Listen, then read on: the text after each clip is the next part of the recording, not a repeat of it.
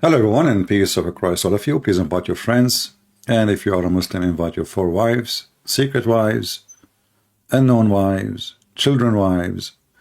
And let us talk today about the preserved Quran. You know, if we go right now and search in YouTube, we will find tons of videos made by Muslims, millions of articles about the preserved Quran. The preserved Quran.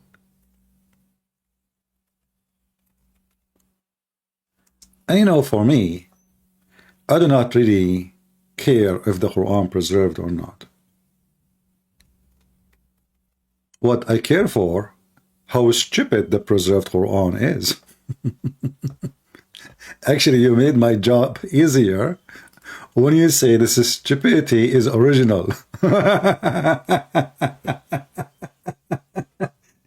You will make my job harder if you say this is stupidity is not from Allah.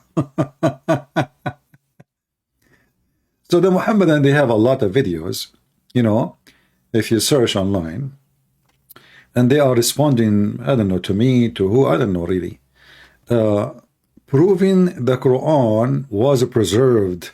A response to Christian. Interesting. You know, there is a Muslim website, just in one page. Just in one page.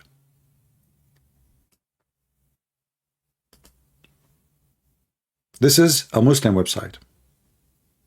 And this is one book. And this is written by Imam al-Suyuti, which is Mimi Hijab. He mentioned his name in one video at least maybe 50, 60 times.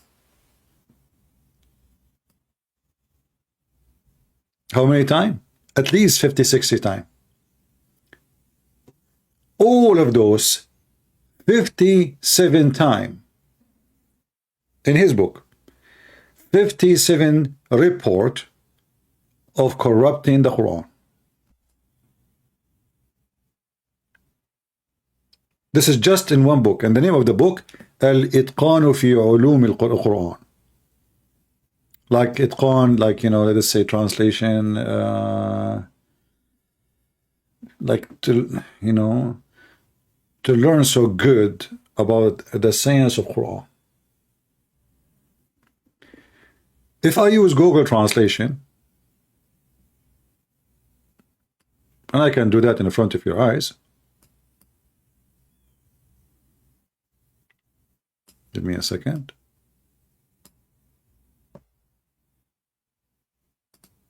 I will open another browser, Google browser, so we can use Google Translation.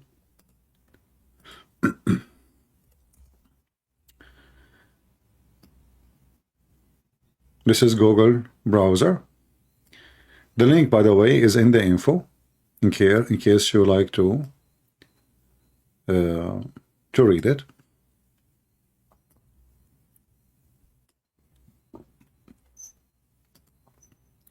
Translate into English. Hadith mention, the translation is not coming really accurate, the corruption of the Quran. 57 report. By who? By Al-Imam al-Suyuti.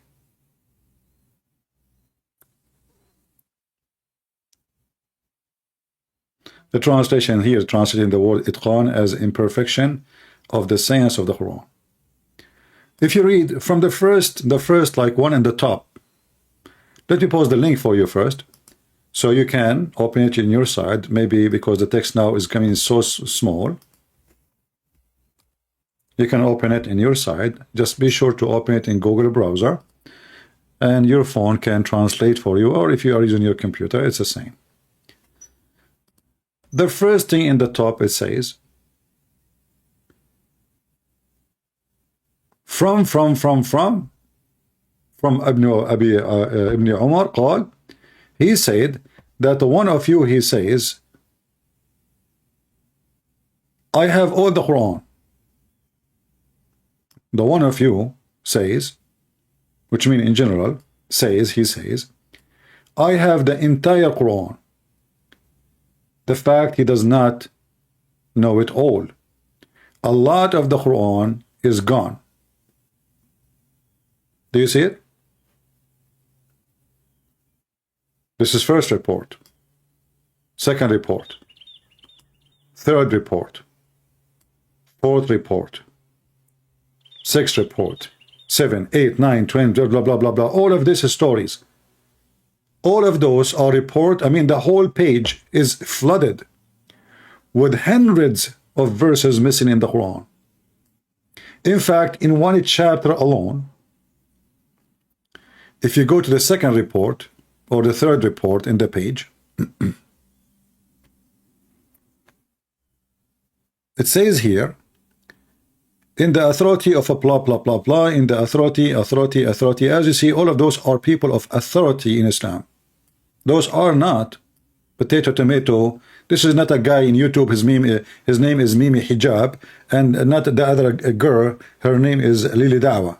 Those are people of authority in Islam.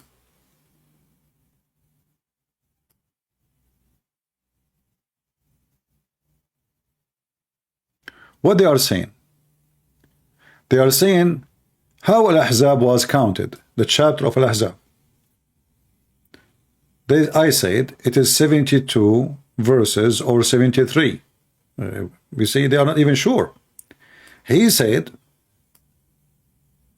it were the same as the chapter of Al-Baqarah. The same what? The same size of the chapter of the cow. You know, the original of Islam is a Hindu religion, as you know. And that's why Muhammad, he have a lot of things about the cow.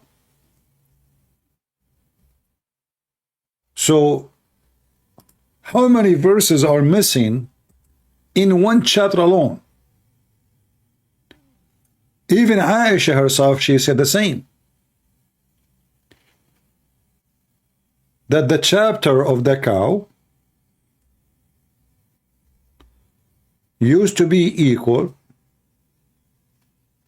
to the chapter of Al-Ahzab. And yet those Muhammadan, they go and they made tons of articles about and videos about the preservation of the Quran. Well, isn't it this is your books? Aren't they those your scholars? Is Aisha is a liar?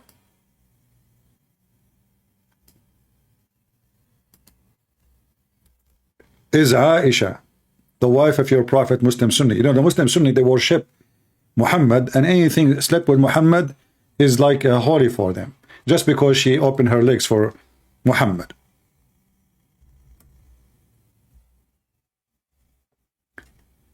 If you read with me here, it says, Aisha, she said. Who said that? Aisha. That the chapter of Al-Ahzab used to be equal to the chapter of the cow. So how many chapters we have right now in Al-Ahzab? We have 33, 32 according to this. He's not sure.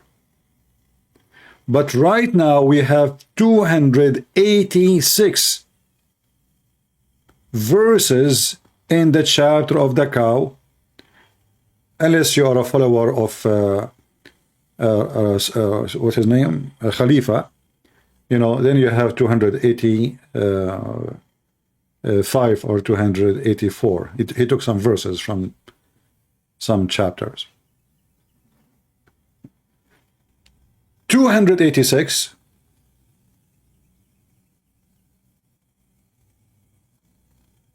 verses Al-Ahzab. Let us see Al-Ahzab together, how many verses it is. This is the chapter of Al-Ahzab. We go to the end. Here it says 73.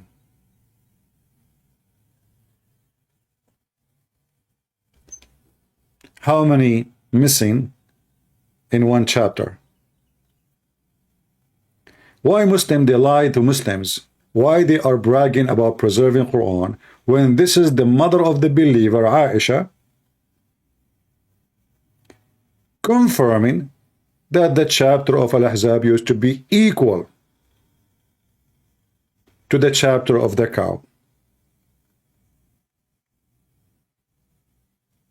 We have 213 verses missing in one chapter alone. Do we need even to continue with the proofs and reference?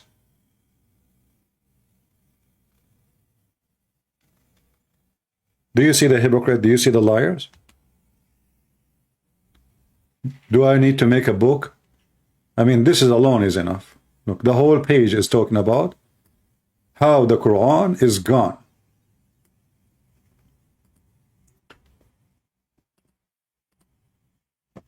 This is only in one book written by the Imam al-Suyuti, which Mimi Hijab, he keep mentioning his name to prove his points. If you remember, Mimi Hijab, he talked about the word kul. What the word kul? وَمَا عَلَيْهِ تَدُلُّ.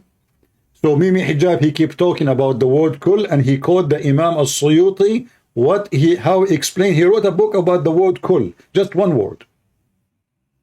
So this is their Imam reporting 57 story, and each story reporting massive loss of the Quran. Did you guys save the reference, the link I gave you? Anyone save the reference, the link I gave you? Did we save it? Even though it's in Arabic, it can help you a lot if you want to refute some Abduls. You add it to your favorite. Anytime they say to you something, shuffle it in their face. And this is not an atheist website. This is a Muslim website. Don't fool yourself, think that this is a website made by Christians or by non-Muslims. No, this is a very Muslim website. We have a Muslim, his name Muhsin Golani. This guy, he posts a lot of text. He is calling me coward. Let us call him.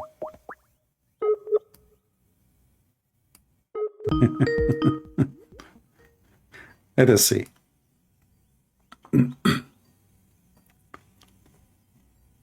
He wanna talk to me, and he's claiming I'm running away from him. Maybe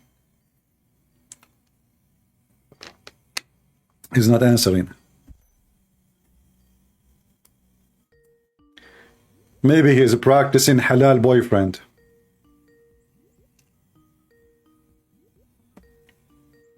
Not answering. Okay, potato. Coward. If you are a Muslim and you like to join us, feel free, just text me and I will call you immediately. However, you know, I'm not here to discuss if the Quran is preserved or not. As I said many times, I prefer a preserved Quran from any preserved Quran.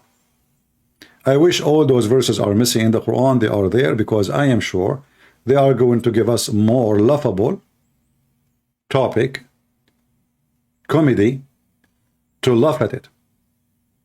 And I believe that all those chapters and verses are missing for a reason.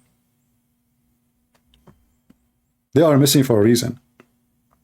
I believe when the hadith says that a goat ate the Quran, I believe it is the Muslims who ate the Quran. The Muslims, not the goat. And I will prove it to you. In every single article or video made by Muslim, they say that the reason the Quran is preserved, that the Muslim, they memorize the Quran. Wonderful.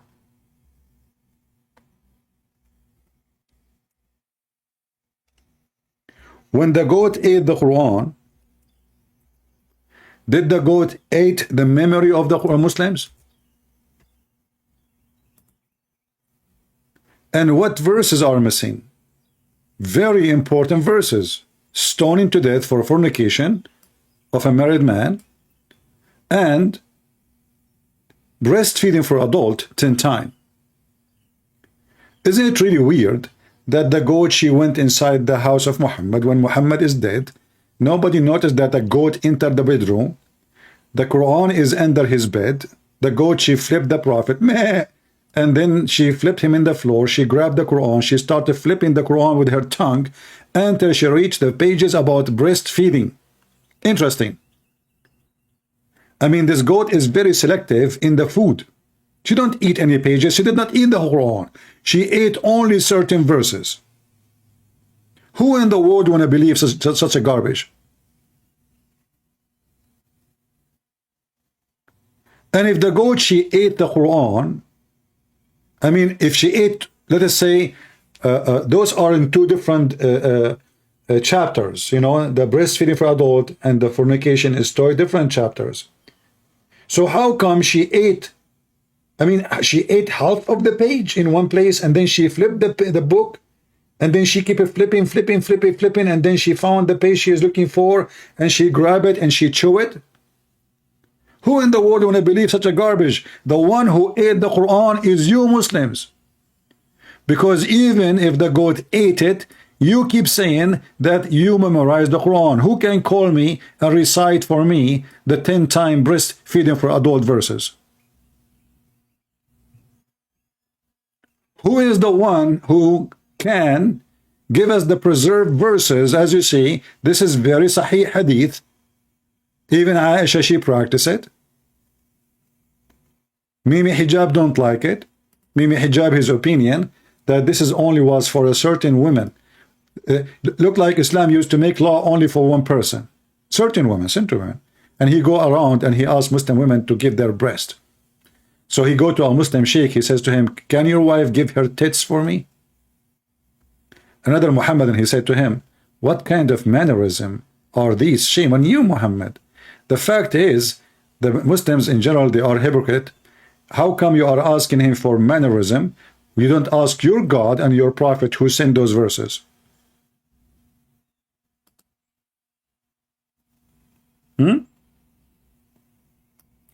So the story about the goat eating the Quran, it does not make any sense. I believe that you Muslims is the one who ate it, and you are the goat. Because all evidence is against you. You will not find one single Muslim video don't say that the Muslim memorized the whole Quran. Muslim memorized the whole Quran. Muslim memorized the whole Quran. Suddenly, not a single one of them can tell us, okay, what is the verses for 10-time breastfeeding for adult and 5-time? You see, the hadith is so clear. Those are revealed. Those are revealed verses. You see, they call it verse. They don't say a hadith. This is a verse, which means it's coming from Allah. The verses of the stoning and the breastfeeding adult and adult 10-time revealed. I mean, how clear it can be made that this is about being a verse. Verses in the Quran. And then what the excuse is that the goat, she entered into the house and the bedroom of Muhammad. Look like she have even the key. Maybe she hijacked the security code. And you know, imagine a prophet of God, he died. How many people will be in the house in that moment? Nobody noticed that the goat, she entered the room? I have some theory, but I am not sure if it's true. There's one theory saying that this goat was sent by the Mossad. In fact, there's a video online of a Shia cleric in Iraq. He claimed from Hezbollah, he claimed that Ali was killed by the Mossad. Let me see if I can find you the video.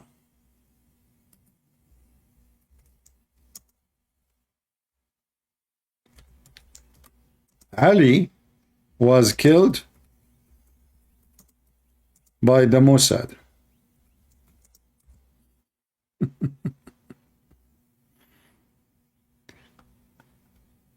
I guess I cannot find it in English, so I have to search for it in Arabic. Give me a second.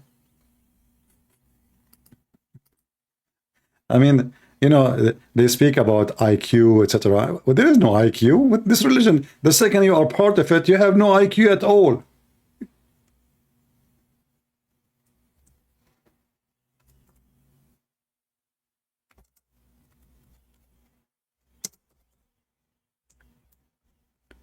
Those people, they are obsessed with the Jews. I found the video.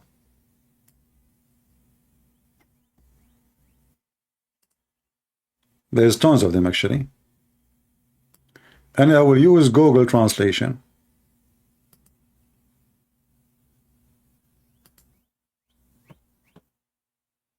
Qais al-Khazali, he is a big leader for Shia in Iraq. He said the Israeli Mossad behind the killing of Ali ibn Abi Talib, the cousin of Muhammad. The Mossad. The Mossad killed Ali. May Allah please be with him. A lecturer of Qais al-Khazali. And this is his image.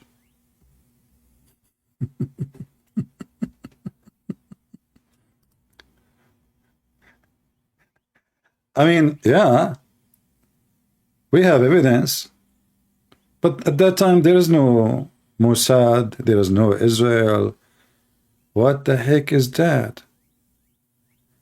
But that have a reason, because their false prophet, he blamed the Jews for everything. As an example, Muhammad, he claimed that if there is no Jews, no food would decay. So the reason you have a refrigerator at your home is because of the Jews. And if there is no Eve, there is no woman betray her husband. And the Muslim, they claim that the Christian in their Bible, they blame Eve for the sin of Adam. This is what they say. And they say, and they laugh at us, and they say, we do not accept the original sin. But the second you start reading, you will see how stupid this religion is.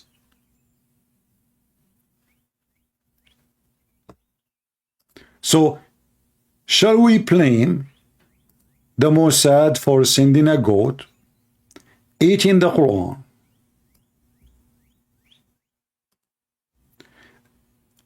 and then they say to us that Muhammad, he ordered and commanded to collect the Quran?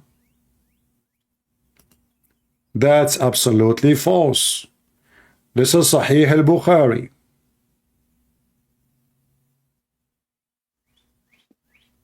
And this is the story about how and why they start collecting the Quran. Most of those people who memorize the Quran, they don't memorize the whole thing. Like they start collecting. This guy, he knew 2 verses. That guy, he knew 5 verses. And you know, you can add whatever you want.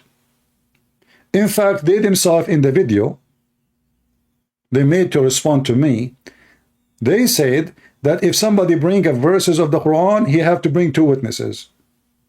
2 witnesses? What if the 3 of them, they are lying? So there's only 3 people. They knew this verse. In fact, in the books of Muslims, it says that some verses nobody even heard of them before. Here it says, when the warriors, the gang of Muhammad, they got killed in the war of Yamama. And this war, by the way, if Muhammad lose, Islam is demolished. Almost he lost. This is why a major casualty of Muhammad friends were slaughtered.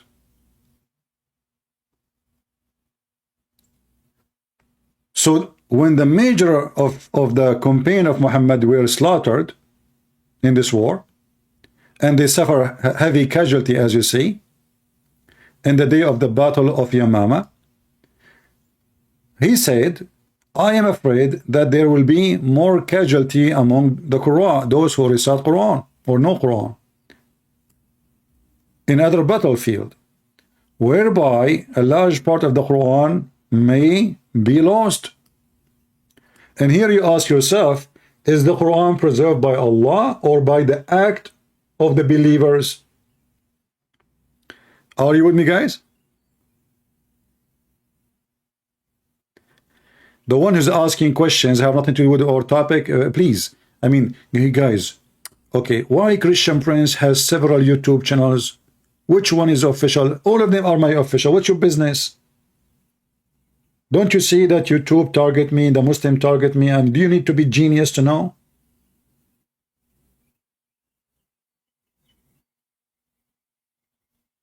Is that a problem for you? Which channel? Is that like a train station? Are you changing countries? It's a chip at YouTube.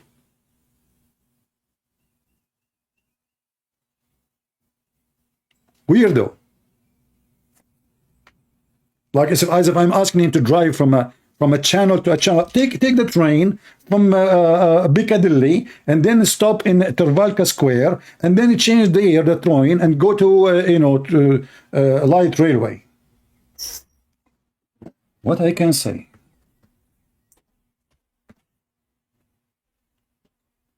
And instead of focusing on what I'm saying, they are worried about why. How come he have many channels?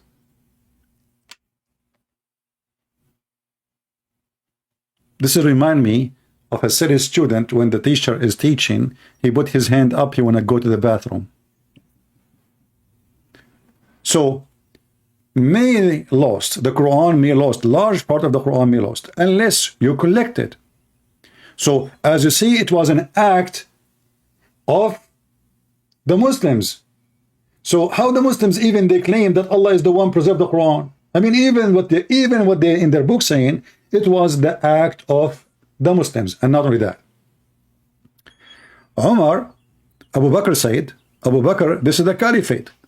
He said to Umar, how can I do something which Allah Apostle has not done? If you watch their video about preservation of the Quran, you will see that the Prophet was preserving the Quran.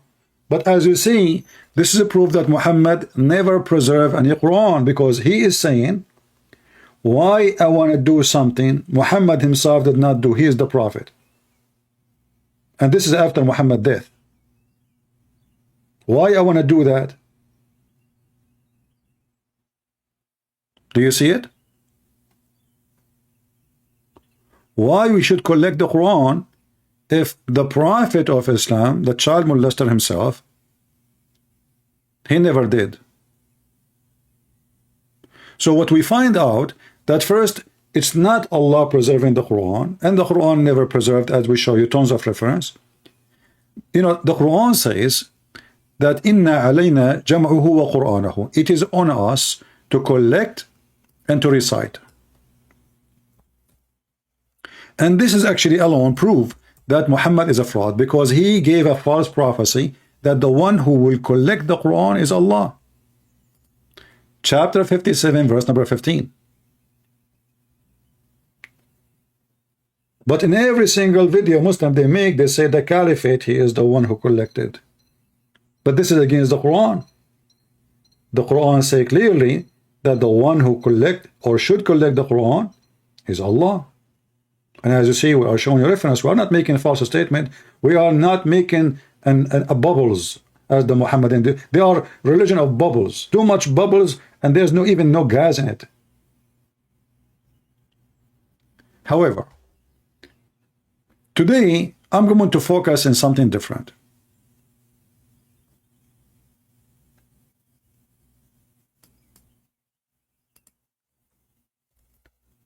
The preserved Quran, is it made by Allah? The Quran says no.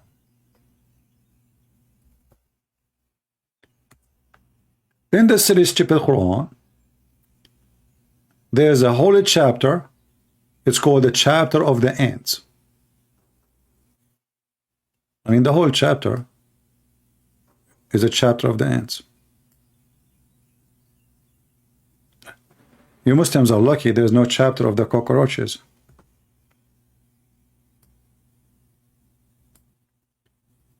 Okay, why it's called the chapter of the ants?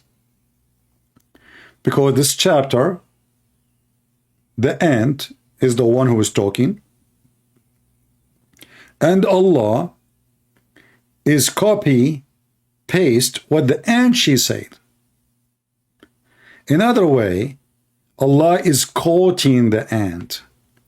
I mean, imagine I make a book, and as you know, I wrote many books, and then I quote an ant. I want to teach you wisdom.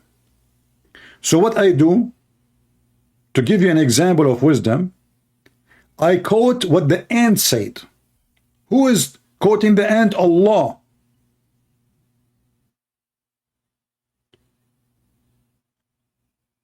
Who is quoting who? Have you ever heard of God quoting a rabbit, a cat, a chicken? You see that in the Quran. Let us go to the Quran so we can enjoy the wisdom of the God of Islam, Mrs. Ant, sorry. If you go in chapter 27,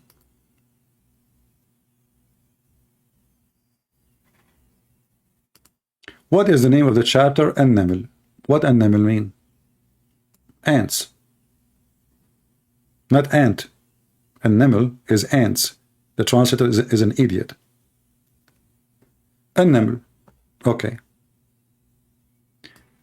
When you read the first verse in the chapter of the ants, it says here, Ta, Sin. Okay, Muslims, what does that mean? Those are the signs of the Quran and manifest book. What the heck is that? Who can call me and tell me what Ta, Sin mean? What the heck is that? Because Muhammad is copying from other book, from the Aramaic. He do not know what those are meant. Those are coding letters for the topic. Ta, Sin. You ask any Muslim, what does that mean? They will tell you Allah knows best, as usual. And then, talking about Moses, okay. Moses sees God, speak to God. Who is in the fire? If you remember, once we asked a Muslim who is in the fire, the Muslim took him 10,000 years to answer me. Moses used his staff. Moses, he put his hand in the pocket. Blah blah. And okay, and then Dawood. Okay, now from Moses we jump to Dawood, which means David, and Solomon. Okay. And then Solomon, he inherited David. Okay. And then Allah, he taught Solomon the language of the birds. What? This is the preserved Quran. Are you ready for Disneyland? You know, when we ask the Muslims, okay, Jesus can control nature, Jesus can create from the mother bird, Jesus can make the blind see, he can resurrect people from death, he is in heaven, he can heal the leper. I mean, what is missing? Nothing. What Muhammad can do? He can have sex with his children, beside goats. Okay. And now we find that Muhammad, he did not know how to read, how to write his own language. But Allah is entrusted to teach Solomon the language of the chickens. Isn't a chicken as a bird? It's a bird, right? So Allah, he taught Solomon the language of the chicken. And now the King Solomon, peace be upon him, he go to the rooster. He says to him, and the rooster, he says, Translation. He said to him, I am Solomon, the Muslim. The rooster, he says, get lost. Are you stupid? I have no idea what you are saying. Who taught you my language? This is not my language. This is sound weird. So God, he is interested to teach Solomon the language of the birds, but he did not teach Muhammad how to read his name. What about Allah take vacation for a few days and teach Muhammad the alphabet? How he write them, how he connect them, how he can read it? No. He cannot teach in Arab. You know, it's very hard to teach in Arab. A Jewish guy is very easy to teach him anything. Remember, Solomon is a Jewish guy. It took Allah maybe 5 minutes to teach him all the language of the birds. And then, after Allah, he taught Solomon the language of the birds.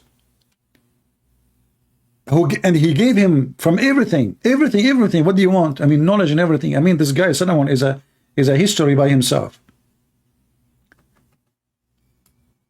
And his hosts were mastered to Solomon. Okay, who is his host?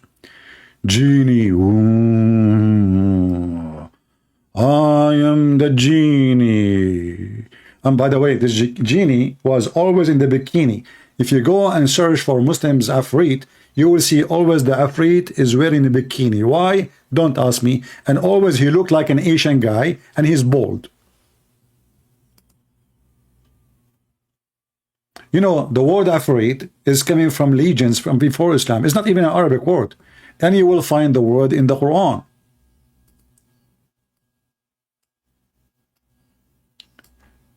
This Mr. Afrit, he is a devil. But he have a special feature. He's so fast, brother. An Ifrit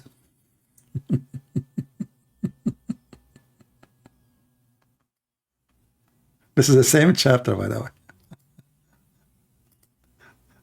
Let me see if the Muslim they have any drawing for the Afrit.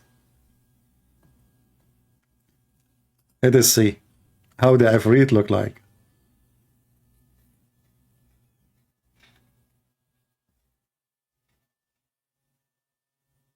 Maybe I better search in Arabic. Hold on.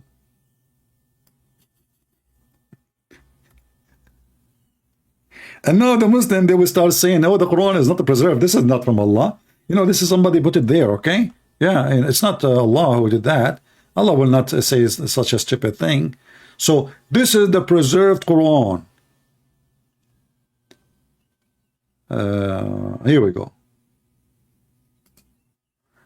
This is how the Afrit is printed and presented in the Islamic movies. This is Afrit. He's always big, bald, and he have little hair coming from the top of his head. He come to you and he say, Shubik Lubik, Afrit Bain Idik. This is the Afrit.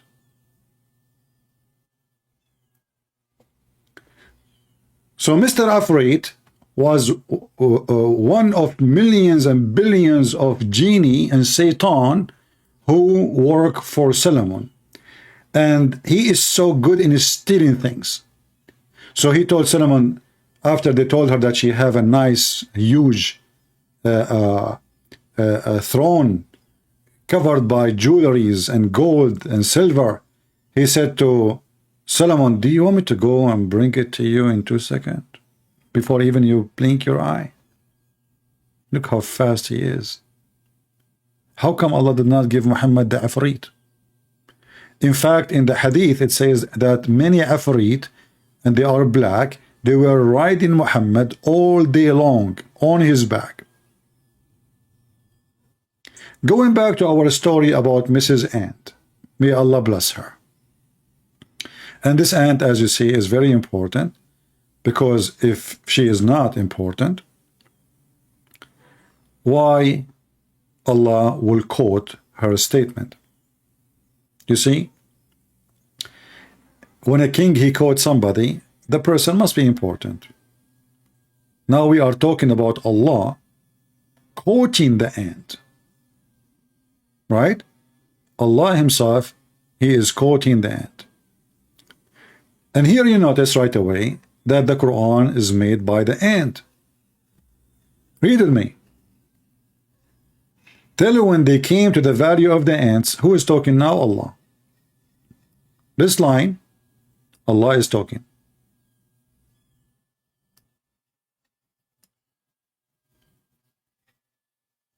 An ant, she said. This is who is talking? The ant. So the preserved Quran is not a preserved word of Allah, as they claim, is a preserved of God narrated what an ant and rat and cat, an elephant, a mosquito, a genie said. Where is God here?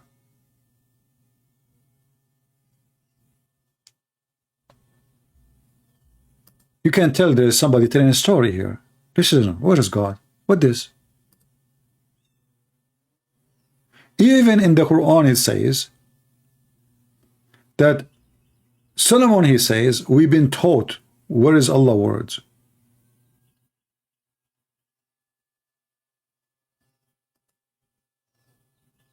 So what is the Quran in the Quran? So the Quran is he said, she said, including Mrs. Ant. If you go right now and search in Google for this book, it's called The Legions of the Jews. The Legions of the Jews. You can get it for free because this is a book written more than 100 years ago. So it's lost the copyright on it, as I know. And you can find the story of the ant. This is a legion. This is a fiction story. This is a kid's story. The silly Muhammad, he took a story made for kids and he made it a story of God.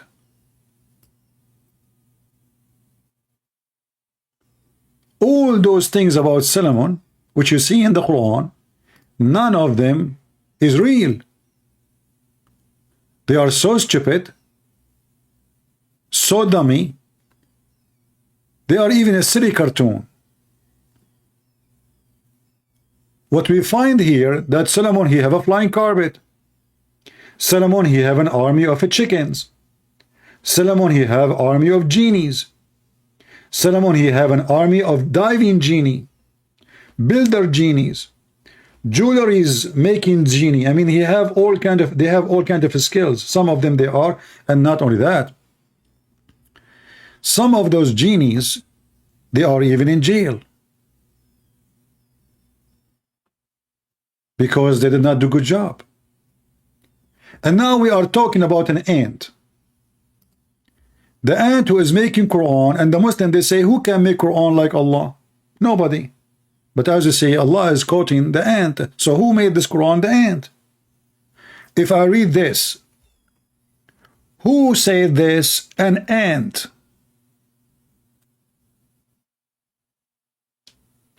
Who said this? Solomon.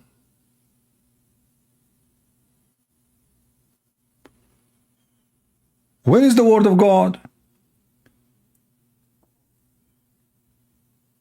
This is a storyteller guy, and now Solomon, he decided to check on the birds because his army is an army of birds. So he went and he checked on the hoopoe. Oops, what is the hoopoe? The hoopoe is not to be found. What is this guy? Why he's so important for Solomon? I mean, this guy, he have, you know, according to Muslims, his army all the way from Jerusalem all the way to Persia. That means, like, you know, hundreds of millions of people. Suddenly, Solomon is checking on this bird. He found that this bird is missing. From all his army, he did not notice anyone is missing, only this guy. He must be a big general. As you see, he's wearing this hat. And then Solomon, because he is a wise king, he said, where is this bird gone? He's absent without excuse. See how organized he is in his army. Even if you are a chicken, you cannot leave without asking for permission. There's ranks. You speak to the surgeon speak to the lieutenant speak to the major speak to the colonel, and then you speak at the end to the prophet. The bird, he is gone, he is absent without my permission. So he swear by Allah, if he did not give me a good reasoning, I will make him a barbecue. Put yourself in the shoes of this bird now. The king, prophet of Allah, a Muslim prophet, coming to check on you, and you are not there. And then it turned that this bird, he was looking for water. In his way, he found a woman, she have no hair in her legs. And because she have no hair in her legs, he could not resist the temptation to tell Solomon. Finally, there's a Middle Eastern woman, she don't have hair like a gorilla. Look like at that time, women, they used to have hair like a chimpanzee. So he come to Solomon and he told him, oh, I was away. I found a woman, by the way. She have a great, etc. And then she have a nice legs, you know. And then the story says that when Suleiman, he went there, she walked in a mirror floor. When she left her skirt to work, they saw a lot of hair in her legs. The Muslim, they say it was the shaitan who made her legs full of hair, so Suleiman will not love her. True story. Those things always happen. But going back to the ant.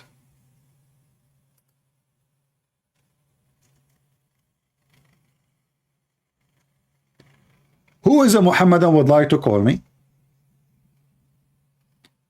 And tell me why Allah is quoting the ant. And why he is quoting what the bird said. You know, I understand you can say he is quoting what Shaitan said. Shaitan is a very important figure in religion. The ant. And then you claim that every word in the Quran made by Allah. So who's talking here? Is that made by Allah? Verse number 21. Huh? And Muhammad, he told them that the ants, they can talk. Now we knew that all creatures, every creature, no matter what, they can communicate. I believe even bacteria, they have their own way of communication.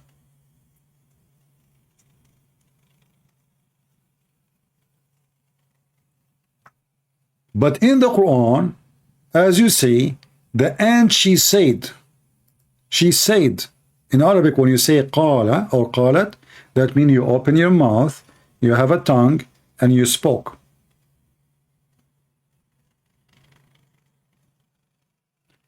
If you go right now, you will find that ants, they don't talk. They are mute and they are deaf.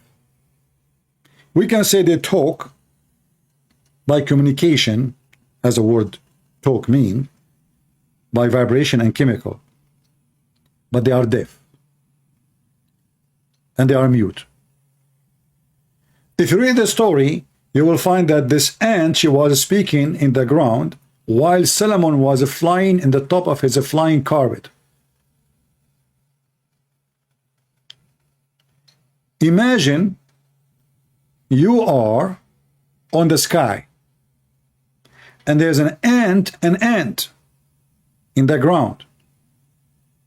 One of the ants, she said to the other ants, hide, otherwise Solomon will crush you. Solomon, who is driving his flying carpet like Ali Baba, Sinbad, all kind of fiction stories coming from Persia and India, he heard the ant. And what make it more funny, that if we go just 2 verses before, Allah, he taught Solomon the language of the birds. Yet Solomon, he understand the language of the ants. Do you see it? Isn't it fun that I say I taught Solomon the language of the donkeys, and then Solomon is speaking to the chickens? How Allah, he taught him the language of the birds? He did not say I taught him the language of the ants.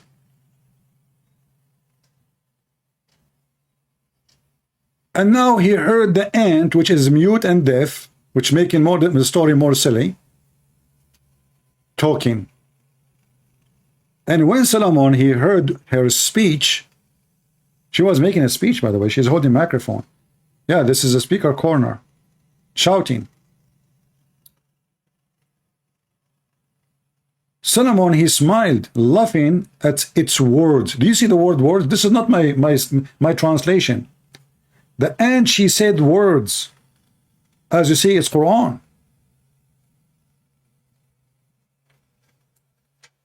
To bring more confusion to your head, I want to show you something else. We will go back to the bird thing.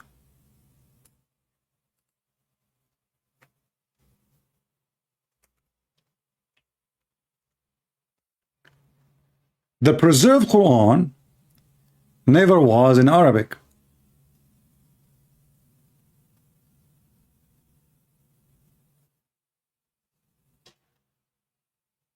How we can prove that? Read with me. This is Sahih al-Bukhari. This is what? This is Sahih al-Bukhari.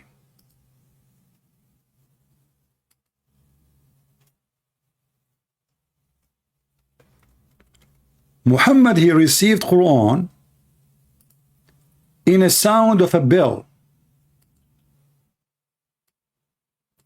They ask him, how you receive Quran, Prophet? How the revelation come to you? He said, sometime it come to me as the following. Comes to me with the voice which resemble the sound of a ringing bell.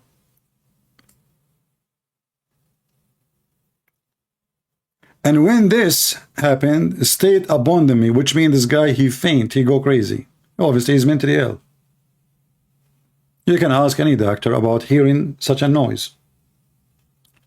Now, Muhammad, he received a sound of a bell. Tararan, tararan.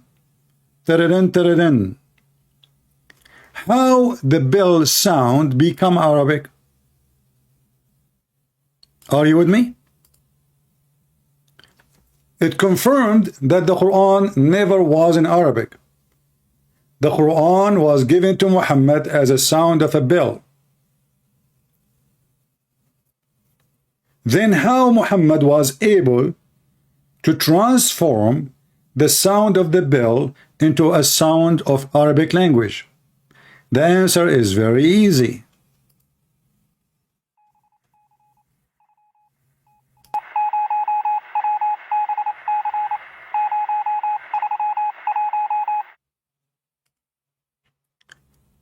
It is obvious that the first one who developed the Morse code, it was Prophet of Allah, or maybe Allah.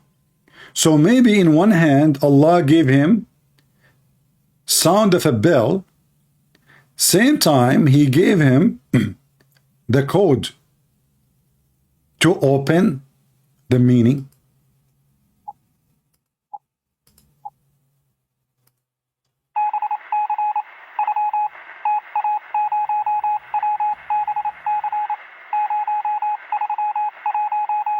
What you heard, this was a verse number 1 from the chapter of the cow.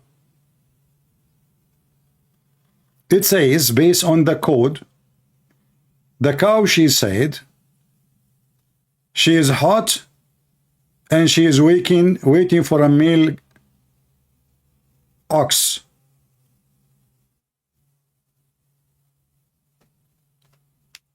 So Allah, he sent the sound of a bell. Muhammad, he don't even know Arabic. He do not know how to write his name.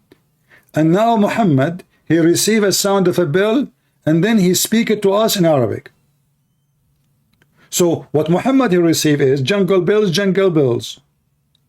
What Muhammad, he said to the Muslims, Bismillahirrahmanirrahim, Alhamdulillahi Rabbil Alameen, As-Shaytanur Rahim. Mentally ill. And that explained to us who is Muhammad. Obviously, he have a mental illness. And actually, the hadith confirmed 100 of times that Muhammad is suffering from mental illness, to the point he keep fainting. Why he faint? Why he faint when he received revelation? Why?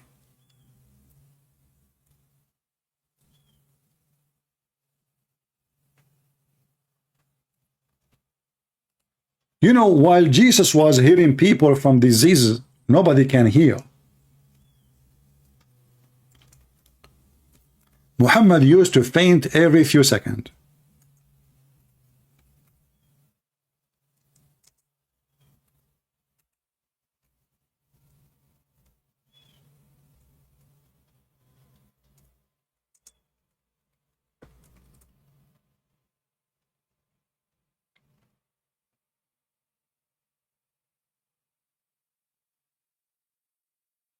Let's read.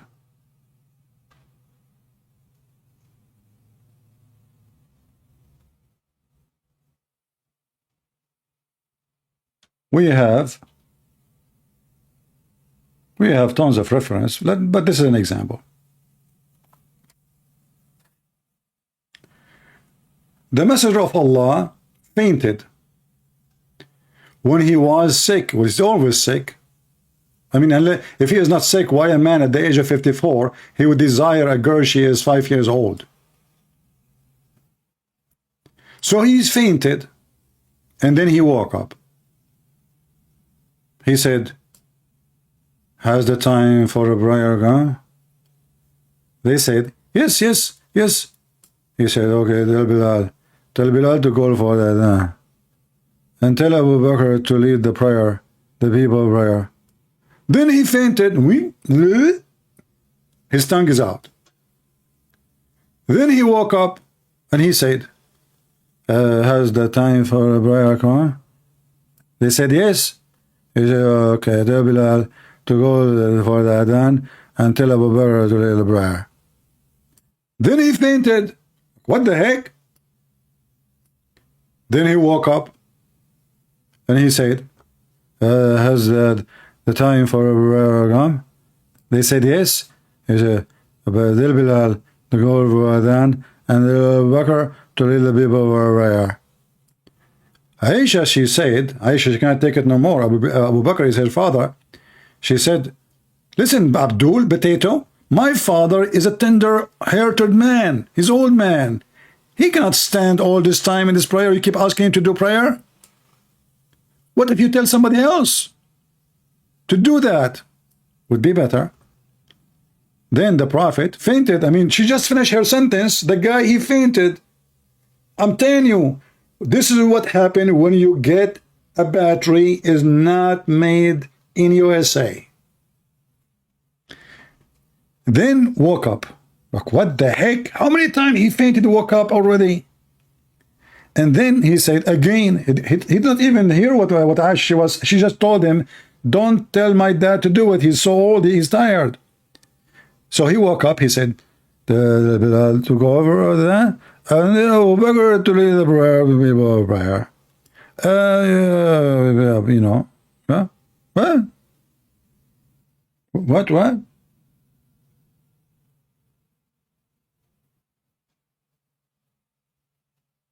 This is Muhammad. Somebody says, Christian Prince, I want to expose your lies. Why you blocked me? I mean, you see how much you are blocked to the point you can't talk to me in the chat. Why you don't call me? Mr. Blocked me. Are you afraid if you call me, you will faint too, like your prophet? You know, the funny is about the Muhammadan, I show on the screen everything I'm reading. And then they say to me, I want to expose your lies. Christian friends, I want to expose your lies. Why you block me? So how you are blocked but you can't text? And how I am lying and I'm showing you the hate in front of you on the screen? I will tell you what the reason you are saying that. You drank too much camel urine and you mixed it with camel poo-poo. And you took a shower after that with bi'r bida, which have stinky garbage and women blood from period and dead dogs. And that all cause you symptom of a disease called hukubuku haram. So why you don't call me Mr. Blocked me?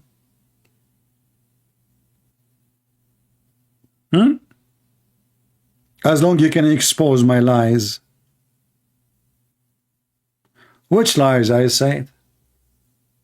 Are you saying that the ant story in the Quran is a lie from Allah? You got a point, brother.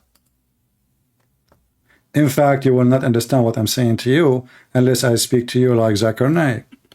But Mr. Block me. He said that Christian Prince is lying to him. And this is true. Because the Christian Prince is not lying. Why he is not blocking him? Zakir Naik, he's not blocked. He can text, as you say. You know. And what about you? Are you blocked too? Call me. Or give me your Skype. I will call you. Good and friends. First of all, I don't use Skype. The Corona Yoka. So how you call me, man? How you speak to me? First of all, good and friends, I did not call you on your line. And you are intimidating my voice. I'm what? You are intimidating my voice. Are you saying that you are not the one who's talking? Good and friends, you are suffering from problem. And you are in voices. And you think this is me talking to you. Do you think what happened to me now is the same what happened to Prophet Muhammad? I hear voices. Good and friends, first of all, Prophet Muhammad, when he hear voices, that's because he did too much pressure on him. Is what? Too much pressure on him. Pressure? Exactly. But where is the pressure coming from? Because the Prophet Muhammad is the Prophet. And when you are a Prophet, a lot of pressure will happen with you. Can you explain and elaborate? As an example, Prophet Muhammad had 13 wives. Okay. That means he has 13 mother-in-law. Okay. And you can imagine the determined pressure coming happen to you if you have 13 mother-in-law. You got the point there, Zakir Naik. Exactly. So the Prophet have a special sentence because he has 13 mother-in-law, so he have another pressure on him. And therefore, he have a special situation. So the Prophet, he have 13 mother-in-law, and therefore he have a special situation, correct? Good then, friends. I did not say special situation, I said a situation. What the difference? Okay, I will tell you the difference. In English, when you say situation, that means you have to pay to listen to the Prophet. What? As an example, in the Quran it says, if you want to see the Prophet, you have to pay him to listen. Hold on. In the Quran it says, if I want to speak to the Prophet, I have to pay him tuition. Listen, friends. First of all, we are using the English dictionary today. But in the old days, there is no such a dictionary. Okay. In the old days it says, pay him charity. Pay him what? Charity. Charity. Okay. So if I want to meet the Prophet in private, I have to pay the Prophet charity. Why? Because, first of all, the Prophet is, like he lost his job. He what? He lost his job?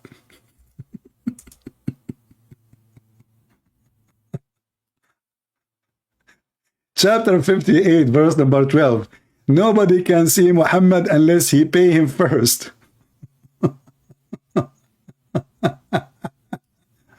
What the heck is that?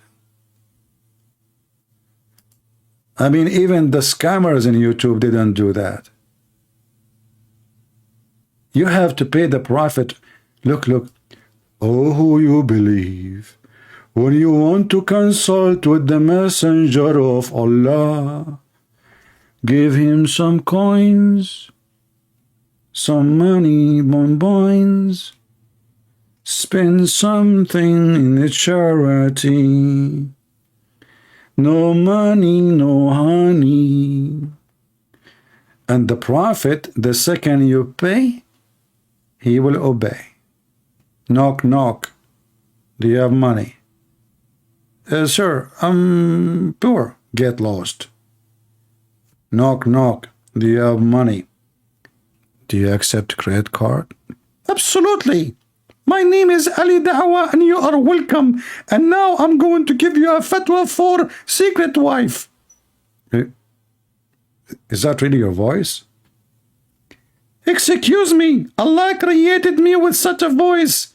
I speak like a transgender. Like what? Transgender. Oh, okay. All right. Well, it makes sense now. Okay. So where is the Muslims who wanna call me and get me busted? As you see, all the Quran, either the ant is talking, either I mean, you have a zoo, man. I mean, you have a chapter of the elephant, chapter of the ant, chapter of the cow, chapter. I mean, what?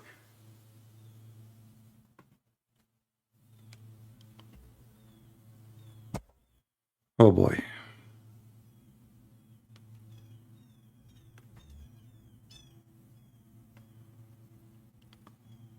If there is any Muhammadan would like to to do some match with me, including Androtates. He's busy now. His web camera business is busy. Halal prostitution. Anyone?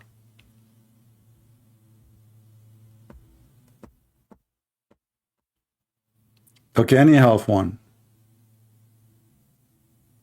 So they claim they can refute me. How the Muslim they refute Christian Prince, by the way?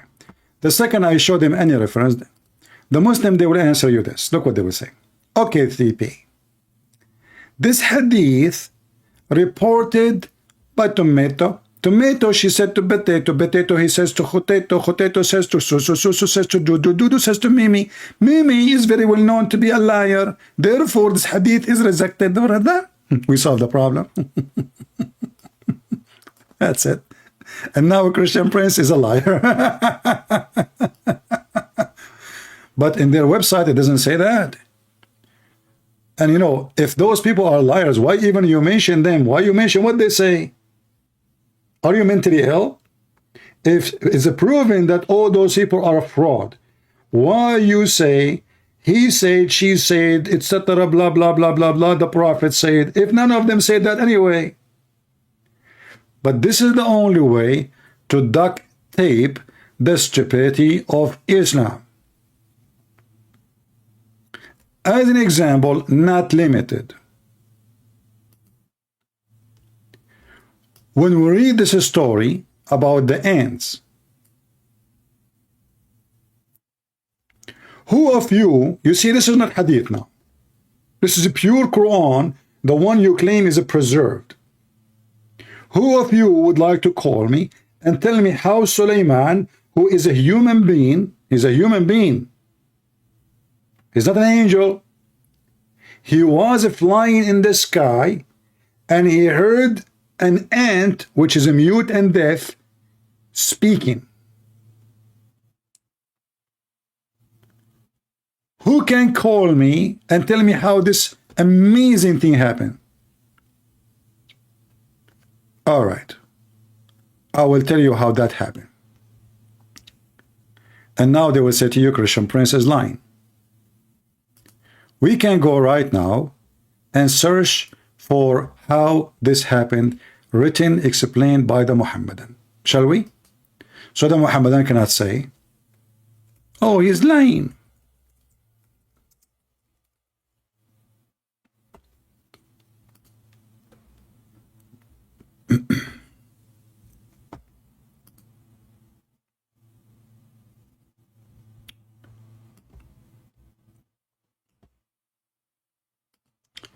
Alislam.org, very much Islamic. Okay, as you see. Here you will see the account of Sulaiman. In Arabic they call him Sulaiman. What happened exactly with Sulaiman? A lot of amazing details. Allah taught him the language of the birds. They are quoting for us now Quran, as you see here, all the way to the end. But here we have more details, and those all are authentic because Muhammad never lied, and Muslims are very truthful people. And they do business with them. Sheikh al-Tabrasi, he says, has narrated that Shaitan had made for Sulaiman a one pressing long platform of gold and silk. Please sit down. The story is long, and we are going to fly with the boing, boing, boing. Who is the one who made the platform? Shaitan. The platform is made from what? Gold and silk. And also, it made a pulpit in the middle of the platform, full of gold, in which he used to sit and around him. I mean, this idiot, he sat on gold. What about giving me some so I can buy a new car? You sit on it, you idiot. Is that fair? A lot of gold. And there were 3,000 chairs. Don't you think the number of the chairs is so small? Only 3,000? In the top of the flying carpet. Okay. Of gold, even the chairs are made of gold. I mean, this is really messed up.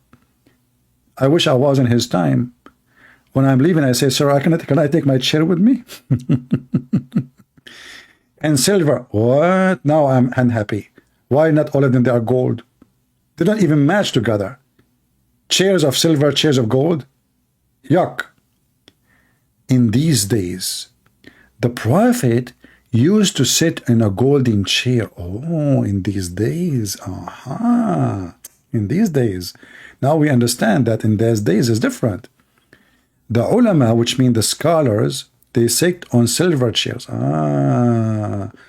Okay. So how many prophet there was there? As long the silver chairs are for the scholars. That means the rest are all in their prophets. Around them, all humans and shaitans, Satan, and the genie, they stood. Man, we are standing up. They are sitting and we are standing. And birds, even the birds. What the birds are doing? The birds, they shed them. Okay, are you sure it says shed them or shit on them? I mean, are you saying shedded? Is that correct English? The birds, they shedded them with their wings. Look at the true story, which is proving Allah to be God and Muhammad to be prophet. Solomon is sitting on flying carpet.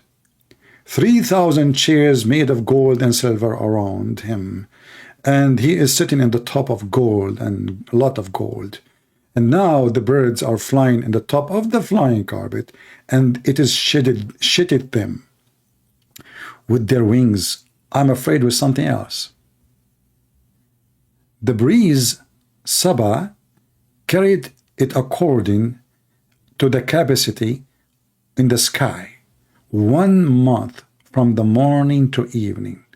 So this flying carpet can fly by 1 morning to night, a distance of 1 month journey. I mean, you can tell how slow this flying carpet. I will tell you why. Because 1 month journey in what speed? In the speed of the camel. This is nothing. But anyway, let it go. And for another month, every morning. In other tradition, it's narrated that Imam Muhammad al-Baqir, that Allah gave him the kingdom, Allah gave the kingdom to Sulaiman from the east to the west. He ruled 700 years. Only? I heard it is 699 and 9 months. What is the proof that there are 700, not 600 years and 99 years and 9 months and 9 days and 9 hours? Solomon, brother, he ruled for 700 years and 7 months. Are you sure the 7 days is not missing and 7 minutes and 7 seconds?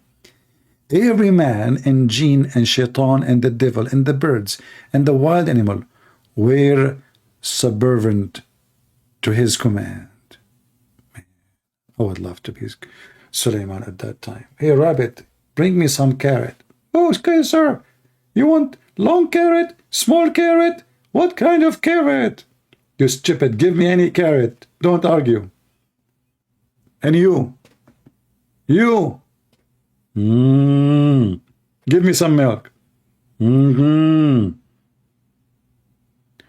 guy, he have command all over the animals. All of them, even pigs.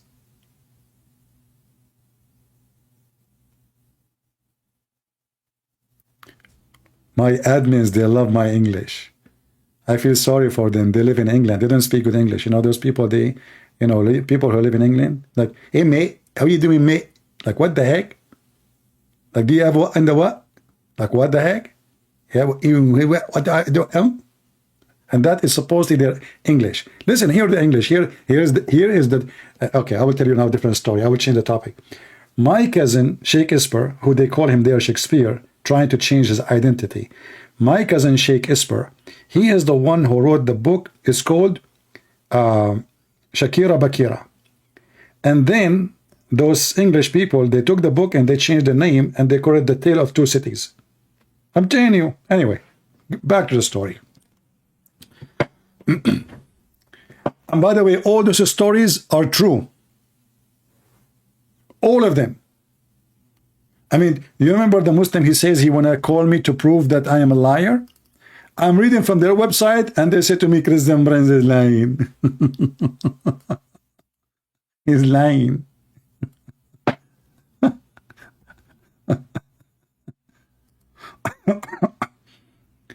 You know, when I started my broadcast, honestly, I felt so sleepy.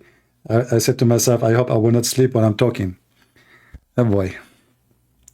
But now I feel better after, like, I get excited with the flying carpet and those stuff.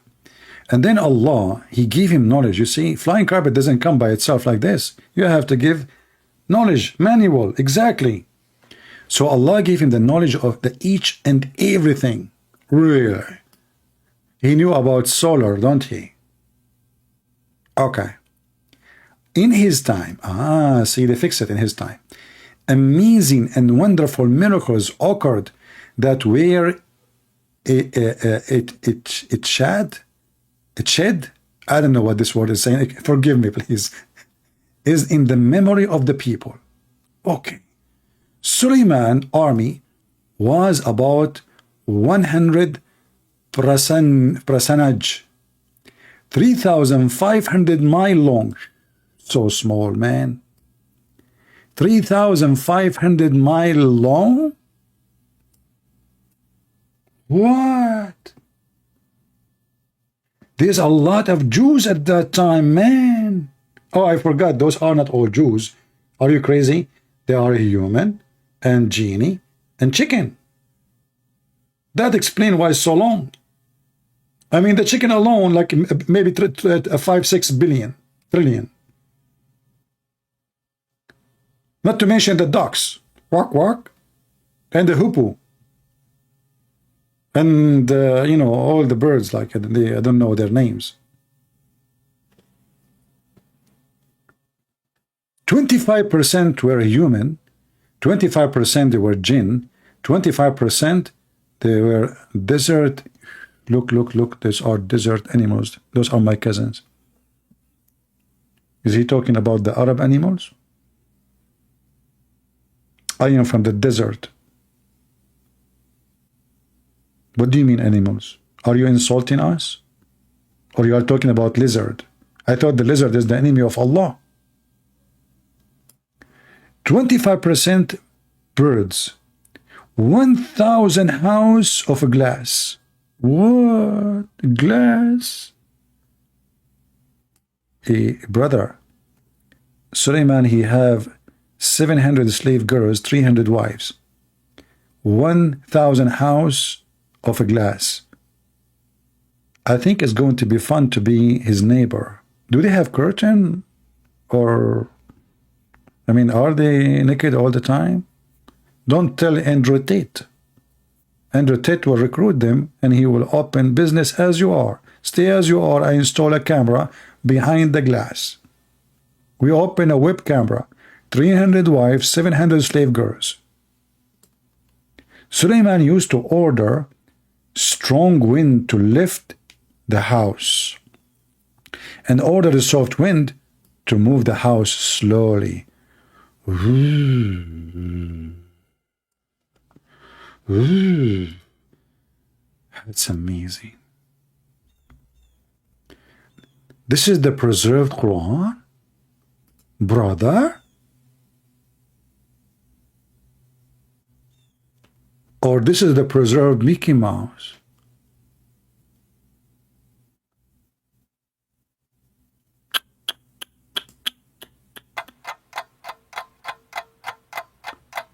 60 minutes with Allah. Therefore Allah revealed to him when he was between the heaven and the earth, I have increased your kingship in such a way that everybody speak any part of your kingdom. The wind will make his conversation reach toward you.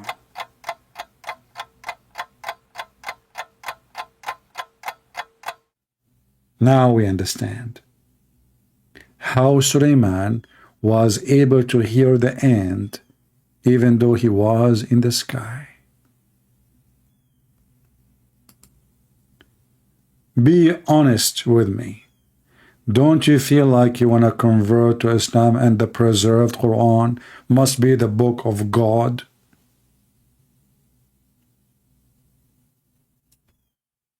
It did not even take me 60 seconds to convert all of you. Anyone say anything in the world, the wind will carry the sound to Suleiman. Just think about it. You are now Suleiman.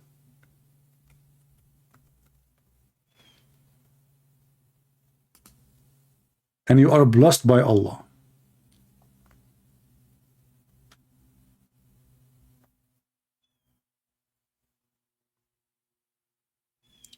And then any sound will be made.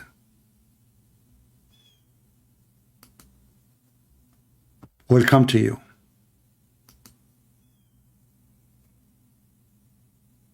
Any sound.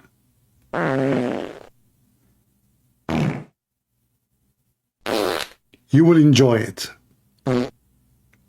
It is fun. Any sound.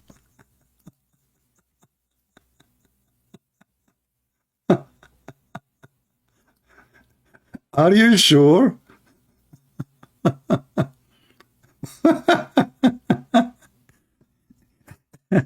Any sound will be made, will go to Suleiman. Hey Muhammad, don't you think you are a little bit exaggerating? No? Oh my. Are you serious? No way. Any sound.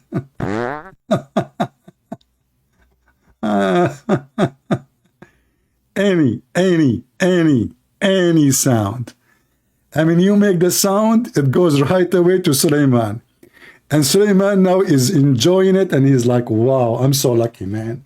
I'm so damn lucky. Unbelievable.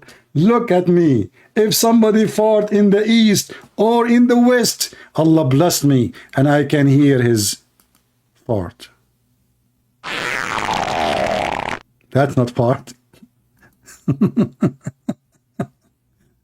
That is diarrhea. And then the Muslims, they come here. Look, there's a Muslim, he says, I respect Andrew. I don't respect you, Christian brands. And my friend, I'm so glad you respect Andrew because he's an admin. You don't respect me because usually I don't block people for insulting me. This is why. Hey Andrew, I respect you, don't block me, okay? Christian Prince, I don't respect you. My friend, your name, I am the Muhammadan. I say your name, change it and make it, you are the potato. Because if you are a man, you call me and you tell me why you don't respect me. Why? I'm sharing with you all the beautiful stories from your Prophet Muhammad. Amazing stories, beautiful stories, historic stories. Aren't you proud? So call me as long as you are a Muhammadan and explain to us. I don't want you to respect me at all. I don't care if you respect me or not. Why you don't call me and tell me what's going on? Let us continue. Feel free, don't respect me, please. I mean, this is a Muslim respecting me, that is an insult. That means there's something wrong with me. So please don't. Because Muslim, they will respect you only if you are a hypocrite, liar, fabricator, and you don't tell the truth. The second you read for them what is in their book, you are disrespected. I'm reading your books. They get angry from you for opening their stupid books. Okay, so therefore, Suleiman, he heard everything. At-Ta'labi narrated that when Suleiman traveled in a movable equipment, he used to take along his household, his army, his servant, and his accountant, his scribe. I mean, everybody is on top of flying carpet. And they used to sit on the roof. Muslims, just a question. I mean, his accountant, his scribe, his army, his household, they sit on the roof? What? Muslims, I mean, can you tell how much your story is a story? Now I understand where the Big Bang theory is coming from. Somebody was banging his head in the roof of Solomon when he wrote this story. And he come with the theory of the Big Bang, which is proven already to be false. So all of those, brother,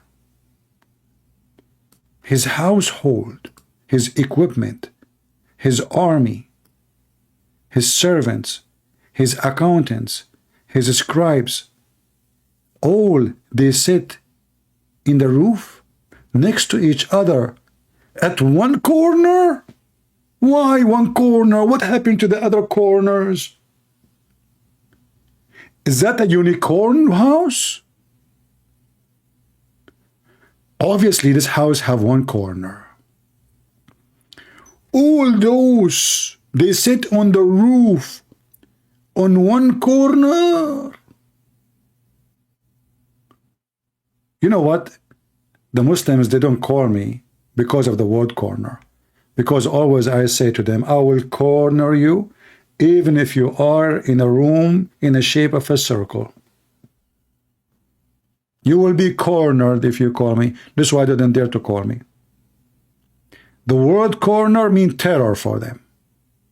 So all of those, they sit in one corner. Okay, what he do with the other three corners?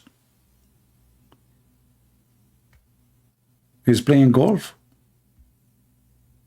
What the heck? One corner. True story. The kitchen of Solomon used to be with him, having large vessels. The kitchen in the top of flying carpet too, for sure, they want to eat. In which at the time, 120 camel would be cooked for one meal. No, only 100. Okay, hold on. How this guy, his army, all the way, you know, from Jerusalem all the way to Persia, and then 120 camel will be enough to feed them?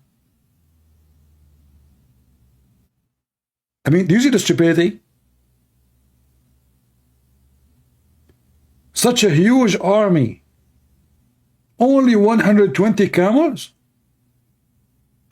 And by the way, as long as the journey is so long, how many camels in the top of the flying carpet? Anyway, just let it go. In the front, it was a ground for the quad drops. I don't know what that. I'm not sure if I'm saying the word correctly. You can correct me if you wish, but may Allah curse you if you correct me, okay? Where they used to graze.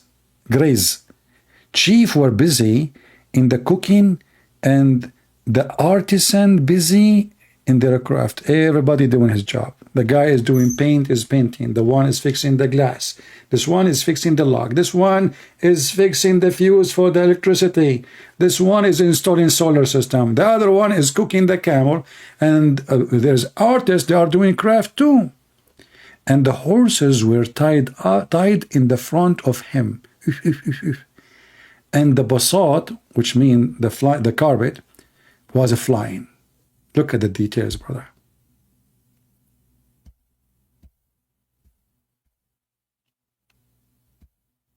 Can you see the details? A Christian is busy. He's saying to me, why in the speaker corner is only Christian and Muslims? Where's the others? I mean, look how this is a very important question. Where is the rest? Where is the rest? This Christian is busy thinking, deep thinking. Speaker corner, what you can do. What you can do. Only I can find Muslims and Christian between you. Just write a book about it. Study history maybe. Philosophy. Discuss with Aflaton and Aristo. Maybe we can find the solution. So what we are doing here, the topic we are reading for you, it mean nothing for you. You are thinking about the speaker corner. So you are here in body, but your spirit in the speaker corner? That's so deep. Anyway, let it go. What, as my cousin Sheikh Esper, he said, to fart or not to fart, that is the question. Anyway, so in the front of him, the flying carpet was flying. Hold on. The flying carpet in the front of him, so what is he? Are you saying he is not in the top of it? I mean, the Muslim, when they make a story, it's hilarious. Anyway, maybe the one who wrote it, he was thinking about the flying about the speaker corner. One day, he traveled from the outskirts of Shiraz. Shiraz? He was in Iran? He's a Persian. Toward Yemen. From Iran to Yemen.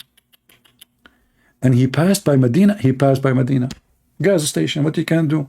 I mean, the Medina is well known, gas station. Suleiman, he says, this place of Hijrah. What the heck he knew about Muhammad? And the last prophet. He knew Muhammad, he knew about him. What a good person he is. Yeah, he was having sex with 6-year-old girl, kidnapping women from their houses, sleeping with his own son, wife, sucking the tongue of his grandson, and licking the face of Osama, and wishing that he is a girl so he can dress him. And he was kissing a man down his belly, and the man, he was hugging him. Say, Prophet, this is how I want it. All right. Christian Prince, I demand you, tell us where the carpet now, and you must using it selfishly and secretly. No, this is a false accusation.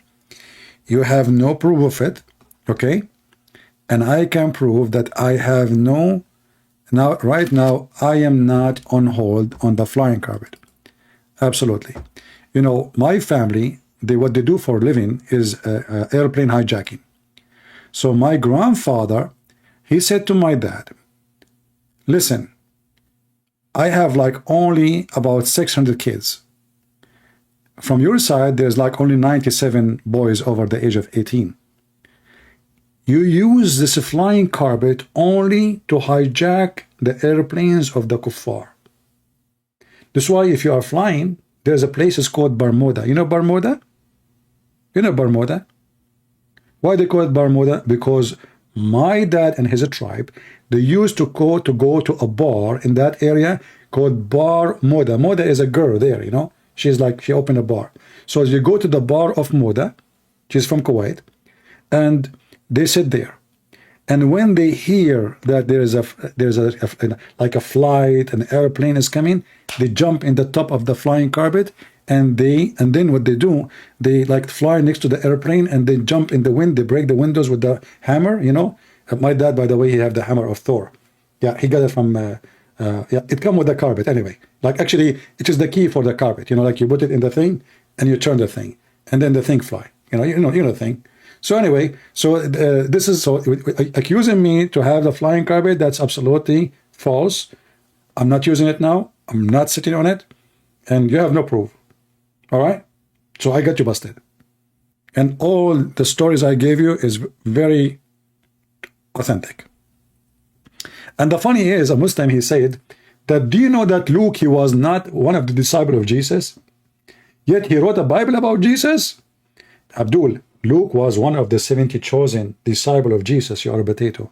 Secondly, as long you don't accept somebody, he was not with Jesus as you claim. How you accept Muhammad? And he said an eyewitness. He was not an eyewitness to Jesus. So how you accept Muhammad, who was eyewitness for Solomon? How Muhammad is telling us about the flying carpet? He was an eyewitness. He was eyewitness for everybody. Solomon, Abraham, flying carpet, Tafrit. He was an eyewitness. Actually, I don't think even Muhammad have eyes. He see from different location, wrong location. We go back to our topic. So, if there is any Muslim here when I talk about the preserved Quran, this is your preserved Quran, it's a joke. So even when you fight for preservation of the Quran, we die laughing. If this is the preserved Quran, is so stupid. So what about not preserved? So you Muslim, you tell us that after you work hard to preserve the Quran, which is not Allah preserving the Quran, when the Quran, Allah said He will preserve the Quran, but what you say to us in all your videos, that the Sahaba, the companion, they memorized the Quran. So the Quran lie when the Quran promised that Allah will preserve the Quran. And the Quran says, I on me, inna alayna jam'uhu wa Qur'anahu. It is on us. Who is talking? Allah. So it turned to be that the Quran is not preserved.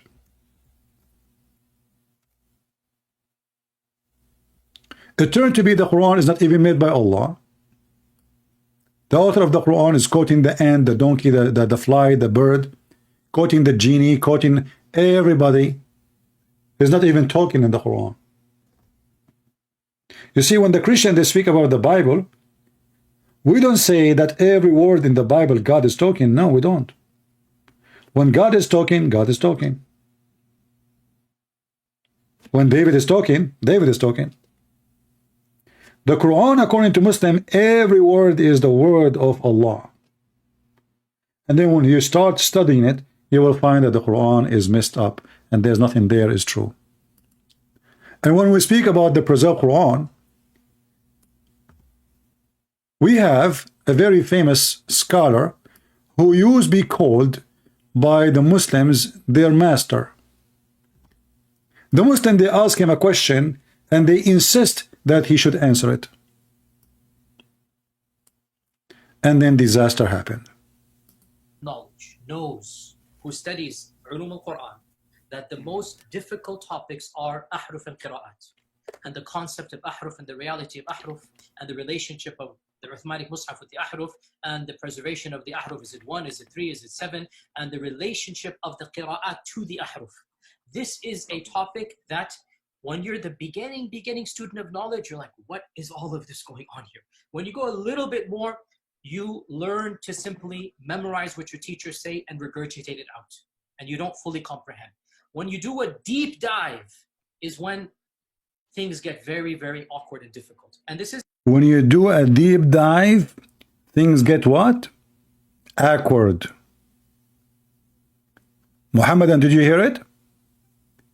When you do a deep dive, things get what? Not a clear, not a truthful, awkward. Awkward. So why you lie when you speak about the preservation of the stupid Quran? The second you take a deep dive, you notice that something fishy. Something is awkward from your own mouth. Is when things get very, very awkward and difficult. And this isn't new. This is from the time of the Sahaba. This is from the time of Muhammad companions. Things is awkward. Quran is not preserved. This is not new. Even one of the companion of Muhammad, very serious person, very important figure, he was almost going to leave Islam because of this. This is not a joke, brothers and sisters. The issue of ahruf and qira'at caused confusion to somebody whom the Prophet ﷺ said, if you want to listen to the Quran directly, listen to Ubay. Ubay is not some even average Sahabi. He is the Qari of the Quran. This is not Lili Dawa. This is not Mimi Hijab. This is not Zuzu Zakura Nayuka. This is a companion, a serious companion of Muhammad, a Muslim trying to call us. Let us see.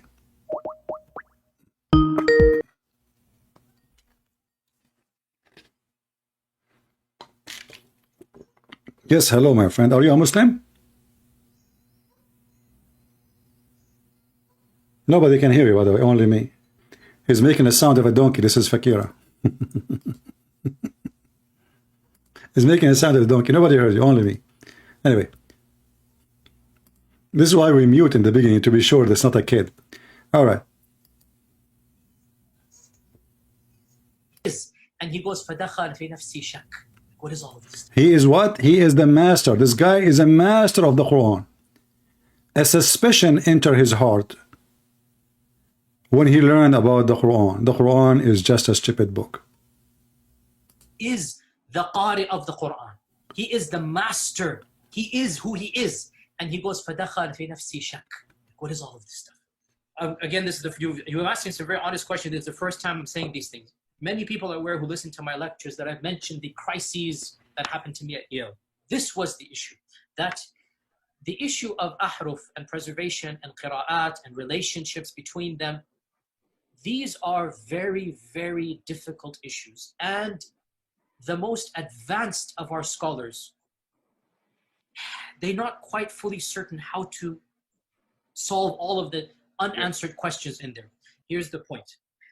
These issues should only be discussed amongst people who know what the qira'at are and who understand some of these questions that are being raised. So is what you're saying the shak that came, or not the shak, but the crisis that you had was in relation to this question of the relationship between the ahruf and the qira'at, basically? No. The crisis I had wasn't that. The crisis I had was, that was what generated. But what was the crisis? The crisis was very simple. Traditional understandings of ahruf and qira'at cannot answer some of these pressing questions that are now being poked by our people outside of, by our... Imagine Muhammad Hijab, Mimi, asking the guy, so you have a doubt about Islam because of this? This is his sheikh. The sheikh, he have a doubt about Islam. And he was invited, supposedly, to defend the Quran. And the stupid Mimi Hijab, he insists, he wants an answer now. And this guy was saying to him, brother, this is something we should discuss in a private. The Christians, even the Muslims, will be upset if we talk about it in truth. We cannot be truthful about it. This is something that have to be done in private, not in public, because the truth will make a big damage. Why you are asking me now? This is not a question to be asked in public. Traditional understandings of ahruf and qira'at cannot answer some of these pressing questions that are now being poked by our people outside of, by our academics, by their academics outside of the faith tradition. You see, in a Muslim environment, there's always some respect that we have for the Quran. We should. In a Muslim environment, we'll press a little bit and then we'll say, okay, khalas, sami'na wa ata'na. And that's great, alhamdulillah. When you go to academia, they don't have that red line. And they're going to just, you know, the famous story of the emperor with no clothes. They're going to just point out, no, that doesn't make any sense. Well, that's not. Muslims, did you hear it? Muhammad is naked in our eyes. Who said that? He said, when people, they study the academic way, they will find that your emperor is naked. So all the duct tape and the lies you make to duct tape is a joke. People are laughing at you. Those is something you can fool those you know, maybe some blonde American who have no idea what Islam is about. You fool people maybe in Europe who do never study. But things are changing, my friend. The internet is destroying you.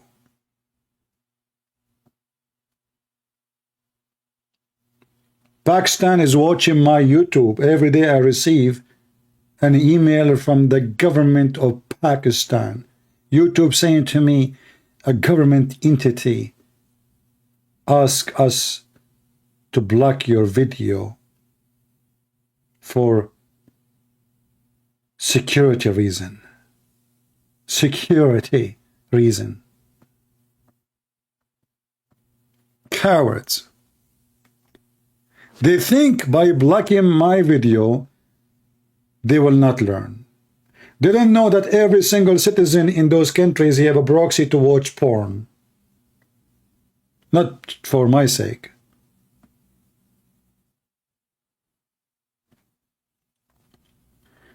According to Google, #1 country in the world search for sex with donkey is Pakistan.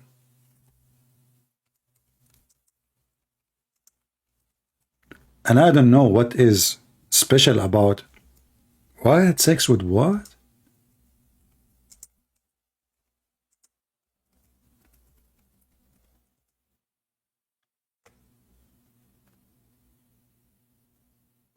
Oh boy.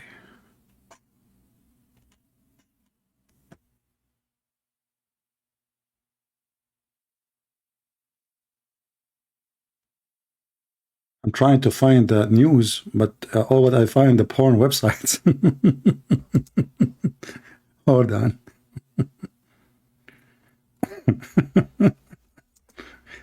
It's not good to search for those things. Yeah, here we go.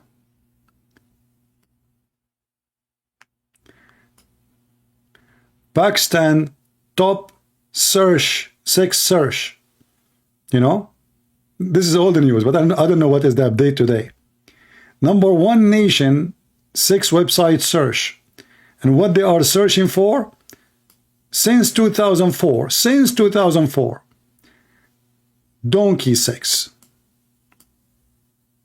That's so beautiful. I think all of them, they are doing scientific study about the emotion of donkeys. Oh boy. So let us go back to Yasser Kadhi from Pakistan. He can tell us he is expert with search and research. True, and this and that. And they'll bring issues, which I'm not going to mention explicitly, that you know are true because they're in your own books. They're not inventing anything new. They'll bring you riwayat and they'll bring you athar, and then you add to that very well-known issues of, I don't even want to be explicit. And then you bring on top of that makhtutat, and then. And it's very clear to you and to every single very advanced student and specialist that the standard narrative has holes in it.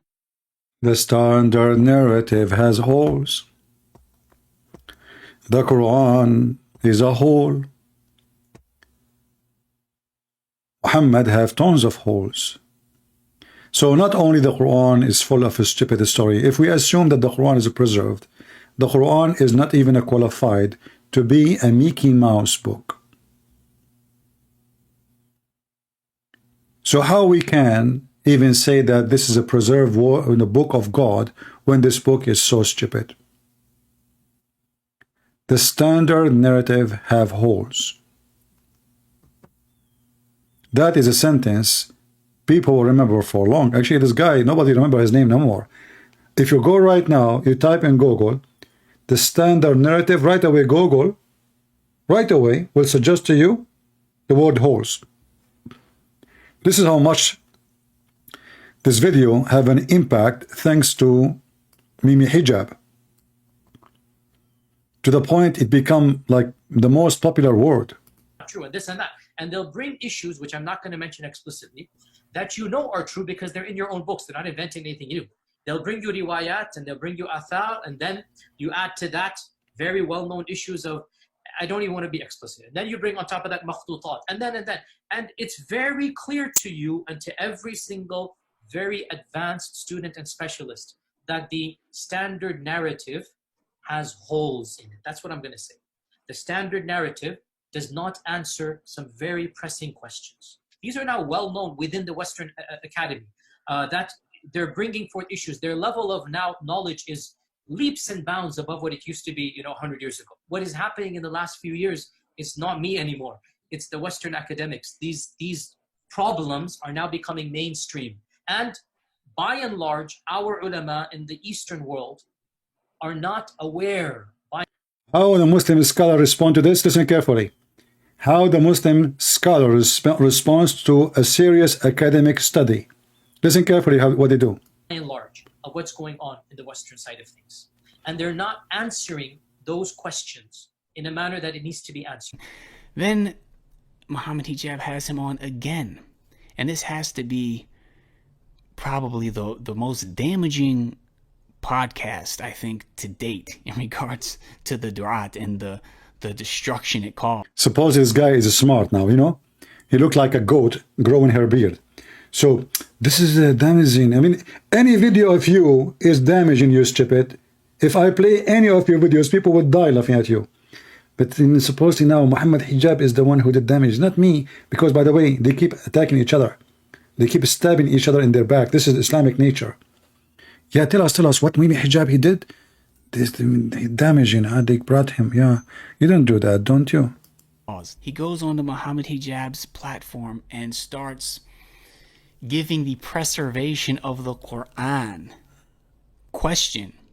Ever since that podcast, subhanAllah, those of us who are involved in da'wah, like myself specifically, I'll talk from my own experience, the amount of comments I get from Christians, from people who are against Islam and they want to sow seeds of doubts in the minds of Muslims, over and over and over again, they use speech and quotes from Yasser Qadhi from Muhammad Hijab's podcast.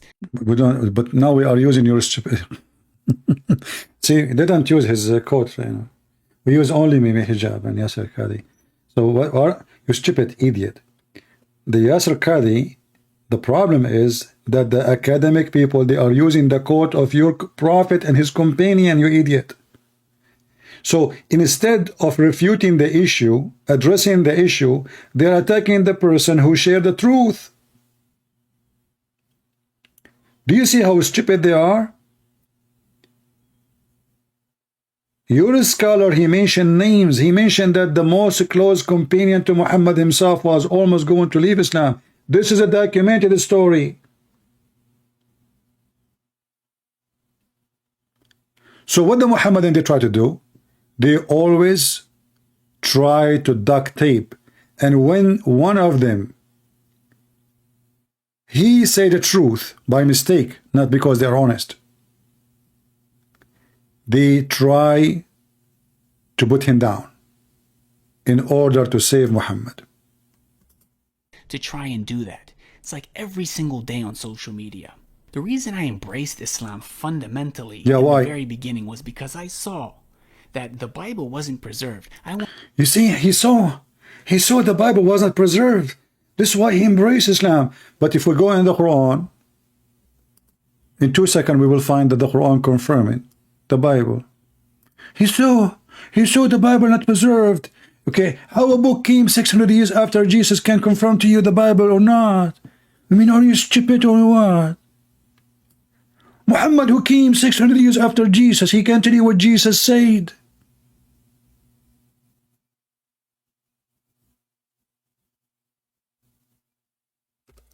Isn't this is your stupid Quran saying, confirming what is with them? What is with us?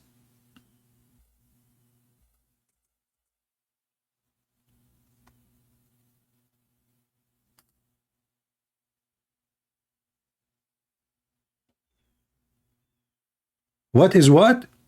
What is with us, not with you.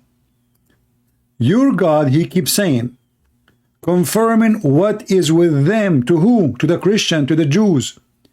And when there come to them the scriptures from Allah confirming that in their possession, which mean 600 years after Muhammad, the Bible never changed. What we have in our possession is confirmed even by your stupid prophet. I will not be surprised if this guy, he was working maybe for somebody, spying at the Muslims to earn the trust maybe. How a Muslim even can trust? You see, they say to you, in a previous post in my page, a Muslim, he spoke about Luke. He said Luke was not one of the disciples of Jesus, which is true. He was one of the 70 disciples, chosen 70. But let us assume he was not. So if Luke was a person exist, let us say 20 years after Jesus, he wrote 30, 60, 50, 70. Then how you accept someone never been in the town where Jesus lived, never saw Jesus, never heard Jesus, he don't even know the correct name of Jesus, he don't even know the God of the Bible, 99 names the God of Islam, none of them is the one mentioned in the Bible, none. So how you hypocrite, you accept a person who is filthy, trashy, child molester, rapist, he cheat in his own son, he slept with his wife, he cheat with in his wife, he sleep with the maid when the wife is not there, I mean, very evil. I mean, name for me one thing about this man is not wrong. He wear clothes of women. He pissed like women. He put eyeliner, and men, they kiss him, and he kissed them down their belly. In fact, Muhammad, he said, I never receive Quran except in the clothes of Aisha. The Muslim, they say the clothes mean the house. But guess what? That means all of Islam is false, because Muhammad, he claimed he received Quran in the cave of Hira. He received Quran when he was in the house of Khadijah. So they tried to fix it. They made the word clothing as the word house. I never heard somebody saying that I never received Quran except in the clothes of my wife, and then suddenly the word clothing become house. But even if you take it that way, that will be a big problem, because this is mean Muhammad, he never received Quran in the cave. He received only Quran in the house of Aisha, which means all his stories about before marrying Aisha, he received a lot of Quran. Wasn't it true?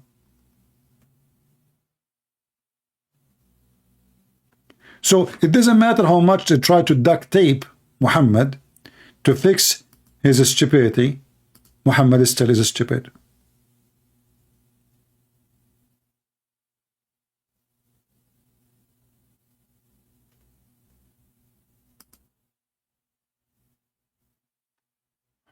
Do we have any Muhammadan?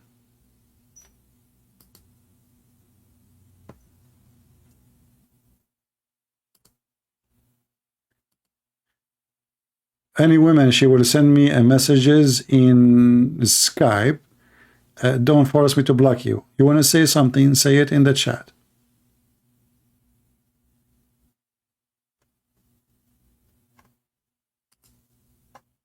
Only Muslim can text me in Skype, unless I say Christians can call me. And then you can text me so I can call you. Do we have any Muhammadan?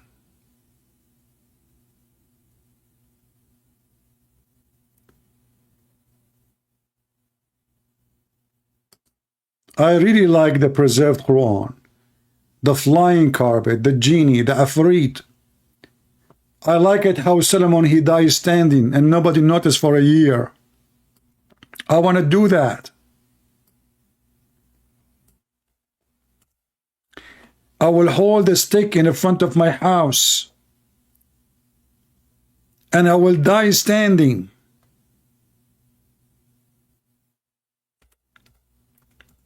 And I will stay like that for a year and nobody will notice. That is the preserved Quran.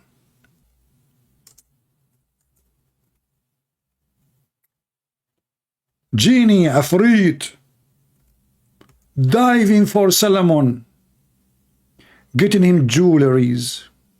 How beautiful.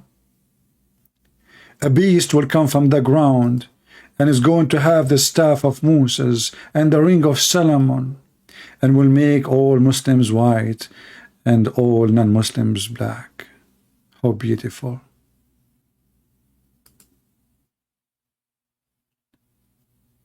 I will be black finally. My dream is coming true. Allah is punishing me. All my life I wanted to be black. The filthy Muhammad, because he's racist, is teaching his people that being black is a penalty. Being black is a penalty. Today I shared a video from a black president in Patreon. I don't know how many of you saw it. A reporter from the BBC asking the black president in Africa about the value of his country. So, you know, you see that this is why those hypocrite in politics in the UK and in the West, they are so much defend Islam. They don't like Christianity, because all of them, they are doing one business. They believe that they are superior. They think that they are the only one have a value, and the rest are animals. In fact, the Quran says clearly that all non-Muslims are animals, kal an'am.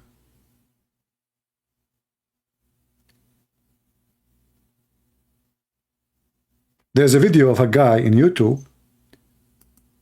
His name is Dawa something, I forgot his name. He stands and there's behind him a bunch of cows. And he said, brothers and sisters, look at those cows. They are better than those non-Muslims. Those cows are useful. And this coward, what is his job? Nothing. He make money from the Western. He is driving Mercedes.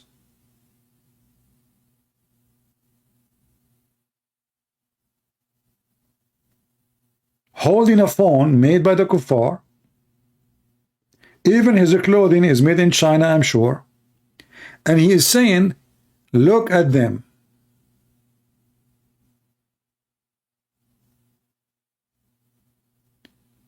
Non-Muslims are the same as animals. And now the Western, and not all the Western, not the Christians for sure. Those are the liberals, the Democrat, the hypocrite. They want to teach the black people how you can be black. They want to teach the black people value. But look at them. They damage the value of every family in USA of those who follow them.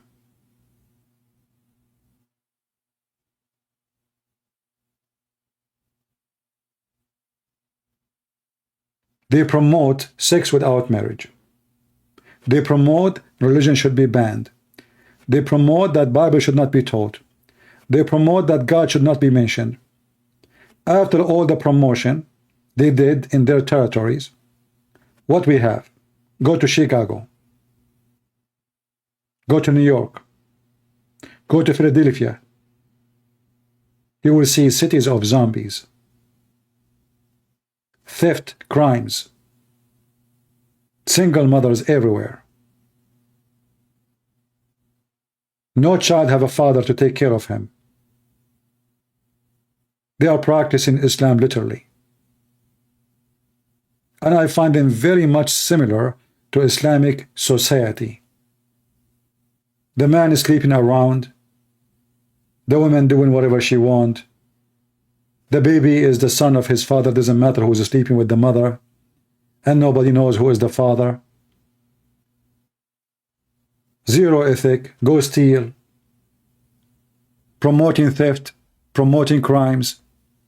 And then when something happened, they blame the Christians.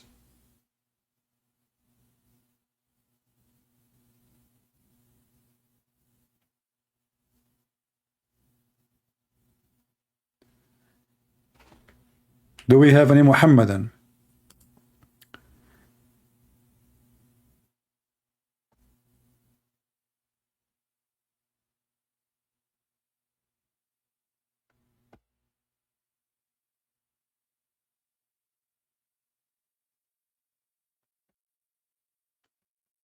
Anyone?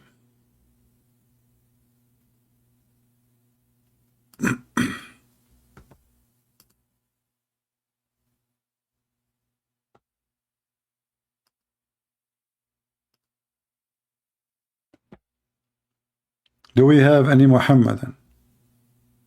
I will call you shortly. No, no short. Let me call you right now. Either you call me now or no. Let us see.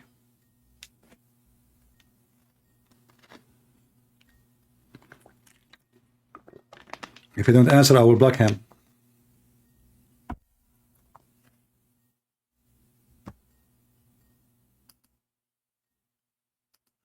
Okay, let me block you. I have no time for kids.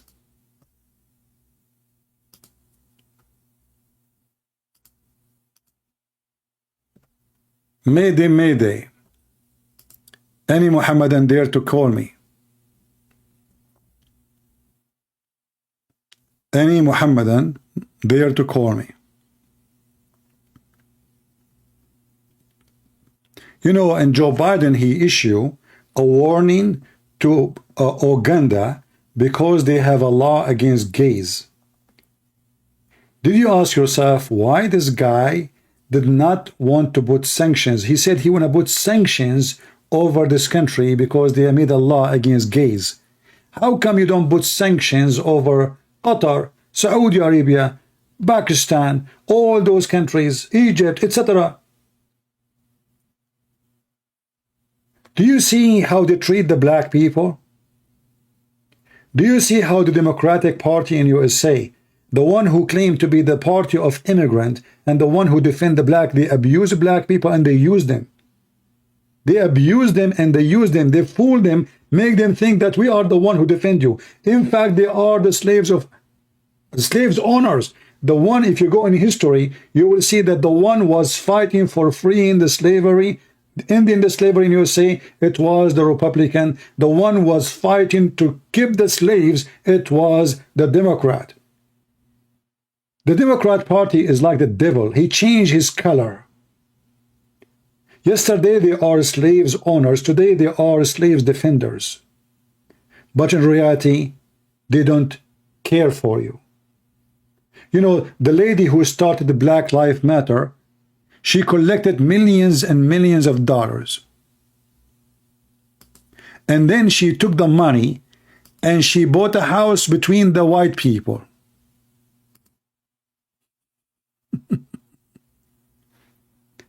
I mean, she is trying to convince you that she is the one who will defend the black life. And then she take millions of dollars and she buy a villa in an area there's no black people live there. Do you see how much Black Lives Matter for them?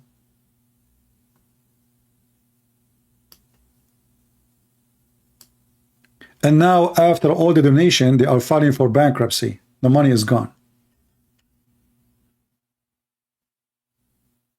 The same as Nancy Pelosi. She speak about we support immigrant. The second immigrant, they come to her house, she called the police.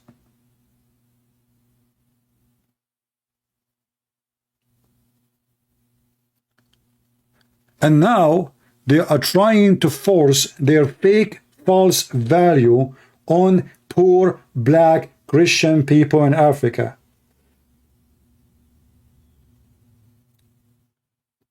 And because they are supremacists, they think that those black people, they have no value. We are the one who will teach them what value is.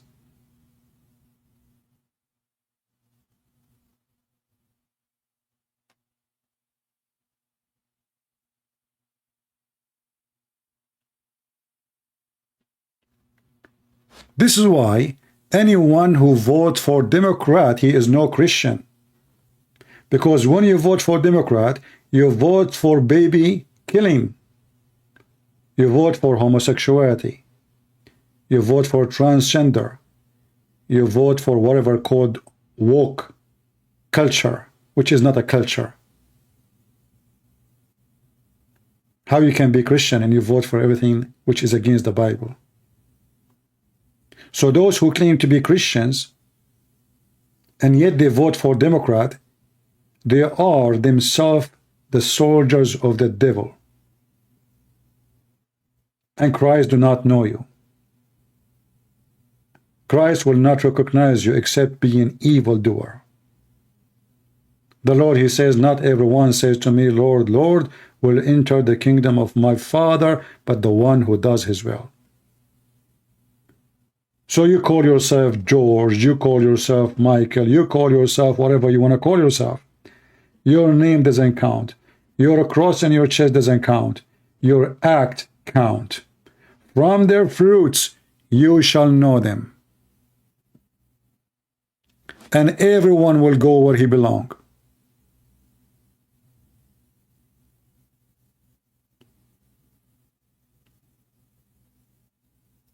And because now these days everybody is hypocrite, nobody dare to say the wrong is wrong and right is right.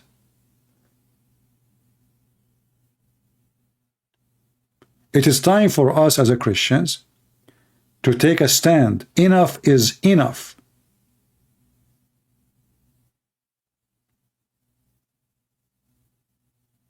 And the Christian who don't take a stand, he is no Christian. The Lord, he says, the one who deny me, I will deny him in the front of my Father. And when you deny what the Christ taught us, you are denying Christ.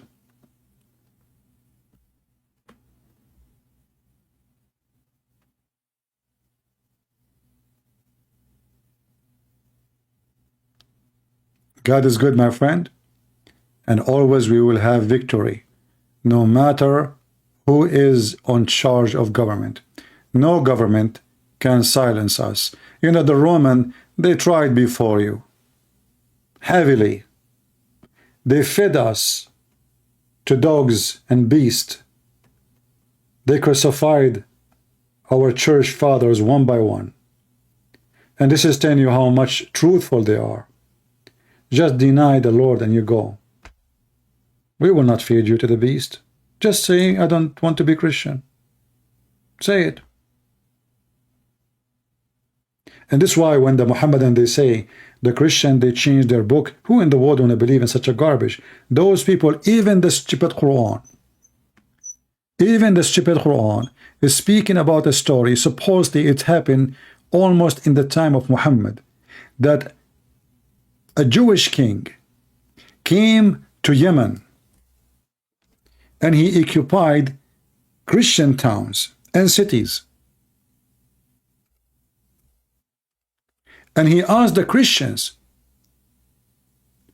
to leave Christianity, otherwise he will burn them alive. And this is chapter 85. If you leave Christianity, this king, he said to them, I will not burn you. He made a ditch, he made a big field, a valley, a tunnel, whatever you want to call it. And he filled it with wood and fuel. Crazy fire. And they brought thousands and thousands of Christians. And they throw them in the fire one by one. All what you need to do to be saved from the fire, just say, I deny the Messiah. I'm not going to be a Christian no more. Even the stupid Quran witnessed to such a story. And guess what? They refuse to leave the Messiah. So how people with such a spirit, such a faith, such a belief, such a strength, they are going to corrupt the book? Who want to believe in such a garbage? The whole idea is the stupid Islamic cult, because they could not find a child molester in our book. Today, not in the time of Muhammad, by the way. This is new. In the time of Muhammad, Muhammad himself, he never claimed that the book they have between their hands is corrupted. Muhammad don't even know how to read it. How he can know even what is there? He can't even read his own language according to Muslims. And the Bible was only either in Greek or Hebrew or Aramaic. And obviously the most popular was exist in the Arabian Peninsula is the Greek version. This is why Muhammad in the Quran he used the word Injil, which is additional proof that Muhammad is a fraud. Because how Allah he sent down Injil to Jesus? Injil is a Greek word. That means Allah when he sent a book to Jesus, he sent him a Greek book. But why Jesus want to teach in Greek? When the Quran said, we never send a messenger except to speak in the tongue of his own people. And he had to be from the people. So if you ask the Muslim, they will say to you, Jesus was sent to the Jews. Moses was sent to the Jews. Everybody was sent to the Jews, except Muhammad was sent to everybody. But as you see, this is absolutely false. Muhammad never was sent to anyone, not even to his own people, and we can prove it from the Quran. And this is why those potatoes don't dare to call me.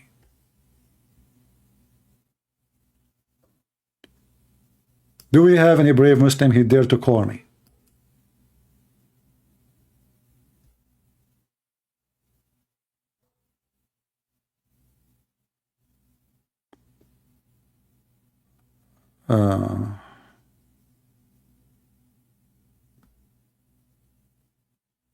Don't send me messages, please, in Skype. I do not need your education.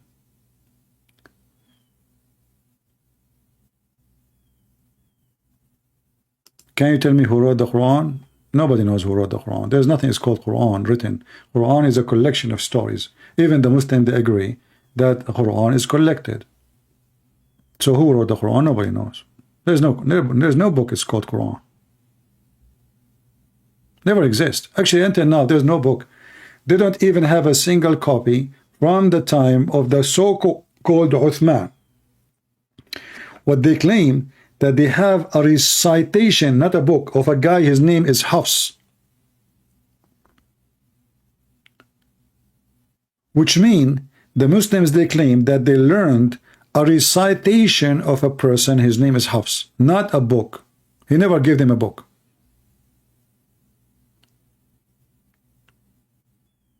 And Hafs exists more than 200 years after Muhammad. There's no books. Muslims don't have any book.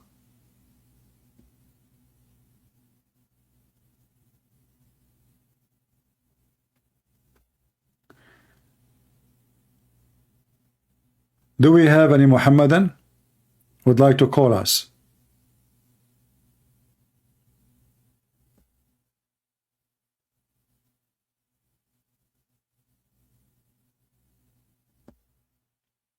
Any Muhammadan would like to call me, prove me wrong. Mayday, mayday, mayday. Be the man. I don't care if there's a hole in the narrative or not. I will make holes for you. Who can take the challenge? They go in the street and they try to speak to people who knows nothing about Islam. Do you know that Prophet Muhammad was the most merciful? You really? Yes, brother, yes. He was the most merciful. How is that? Do you know that he forgave the people of Quraysh? He killed them. And the people of Quraysh are his cousins, his family. What about you tell me about all the people he slaughtered for no reason? As an example, Bani al-Mustaliq. He attacked them when they were feeding their sheep and their camels. He took the women and the boys as slaves. He raped a woman after he killed her husband, her father, her brother in the same day. The merciful Muhammad, he cut hands, he put nails on the eyes, he enjoyed torture.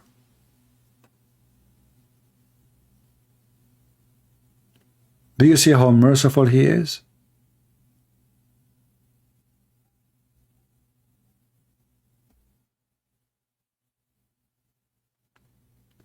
However, he is a merciful or not. The Quran is laughable, it's stupid, and we prove it as you see. The God who is quoting the ant.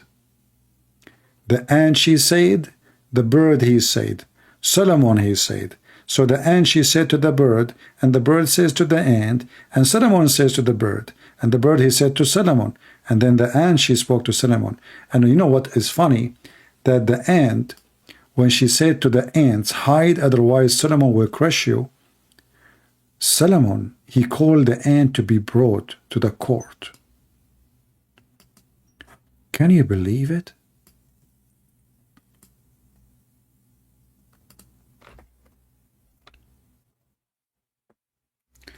The first ant in history got arrested.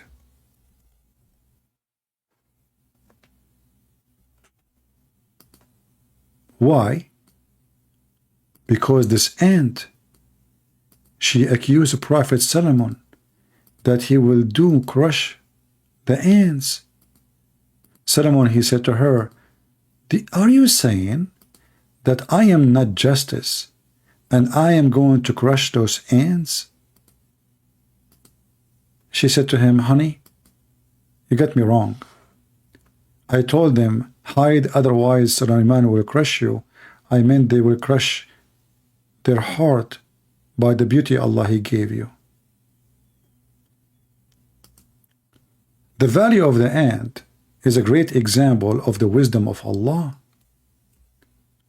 Ali ibn Ibrahim have narrated that when the wind raised the throne of Ibrahim, they meant Sulaiman, and reached the field of ants from where silver and gold comes out, as Imam as-Sadiq said, there is one valley of Allah where silver and gold is grown.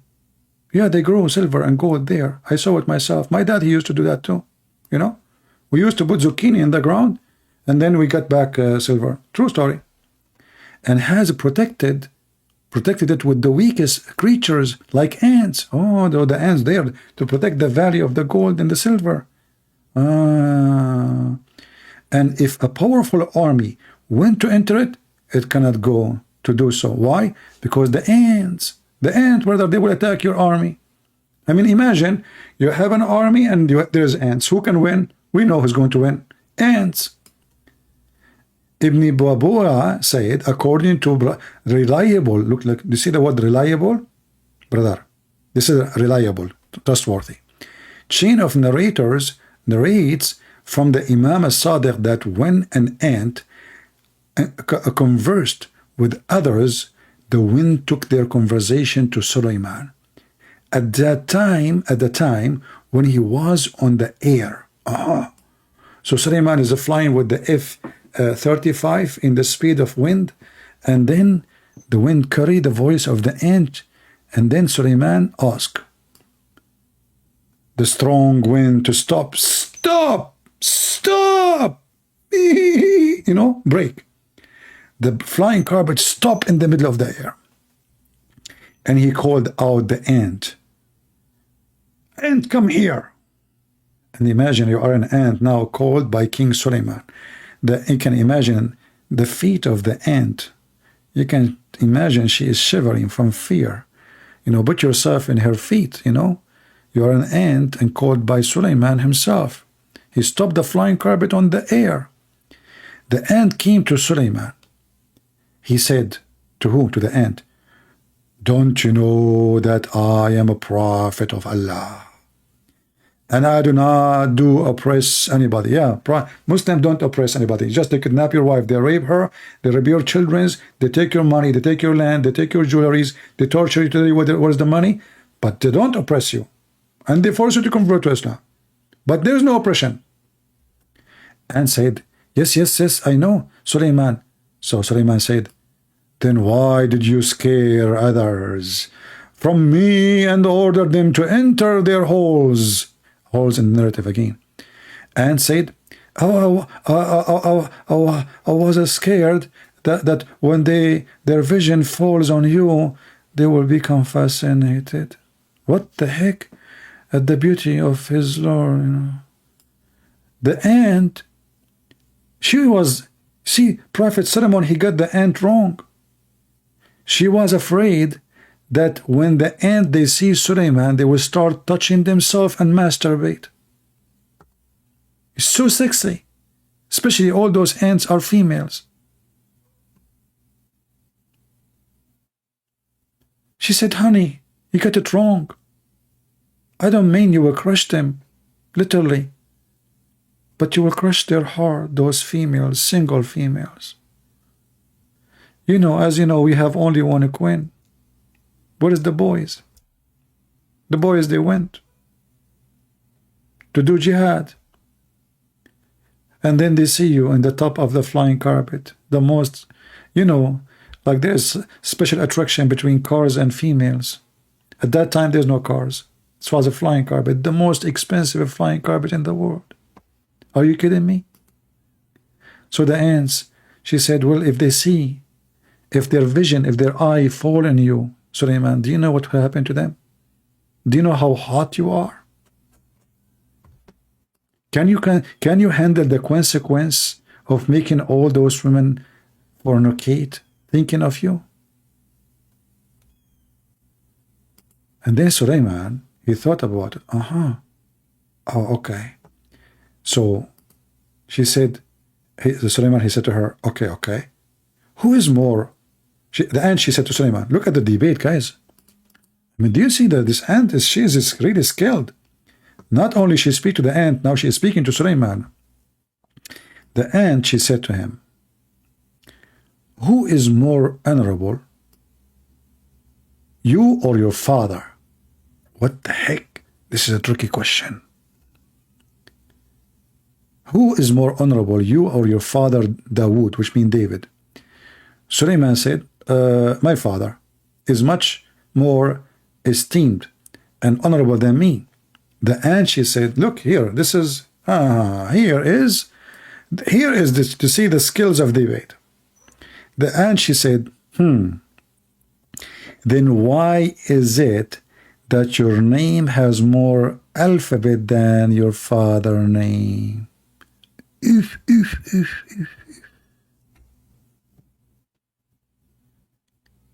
Suleiman got busted. He said that his father is more honorable, but Suleiman did not notice that his name has more alphabet than the name of his father. How many of you, your name is longer than the name of your father? Give me one. If your name is longer than the name of your father, please give me one.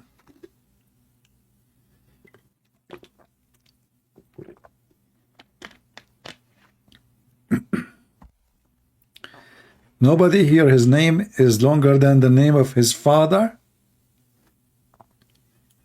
I know my voice takes some time to arrive to you. Okay. Look how many people now, their name is longer than the name of their father. Smash Allah, subhanallah. Okay, all of you are more honorable than your father. From now on, you go to your father right now, stand in front of him and tell him, listen, Dad, who is more honorable, you or me? He will say, son, I'm your father. Say to him, listen, did you listen and watch the debate face to face between Mrs. Ant and Prophet Solomon? He will say, heck no. You grab him from his ear, you bring him in the front of the screen, and let him read the wisdom and the proof that you are more honorable. And then your father, he will go to the government and he will change your name. Your name is not going to be George or Matilda, or no, your name will be the Honorable George, the Honorable Matilda. Why? Because your father, his name is Joe, not George. George is more honorable. The longer the name, the more honorable you are. Here you see that Islam is a heavy-duty philosophy.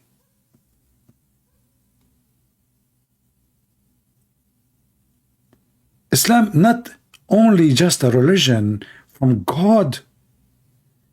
It touch your testicles first by promising you a lot of virgins who obviously they are not.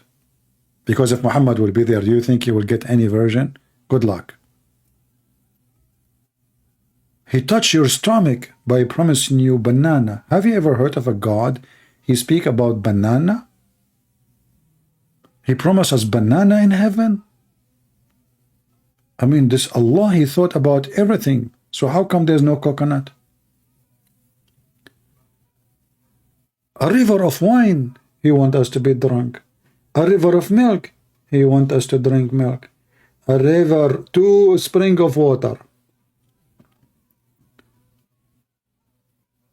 Brother, it's time for all of you to convert. Today you learned a lesson of wisdom from the ant. Subhanallah. An ant is teaching Prophet of Allah wisdom. An ant. Put the link in the comment section. The link for this. Always I show in the screen the title. You see, just search on your side here. Anytime you want to find something, freeze my screen. Type the exact like one line in Google, you will find it. The account of Suleiman, and this is an Islam.org website.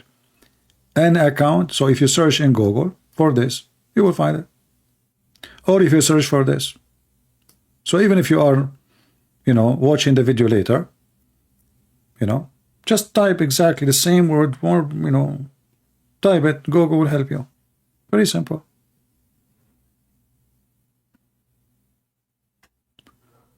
Do we have any Muslim would like to help us? Mayday, mayday.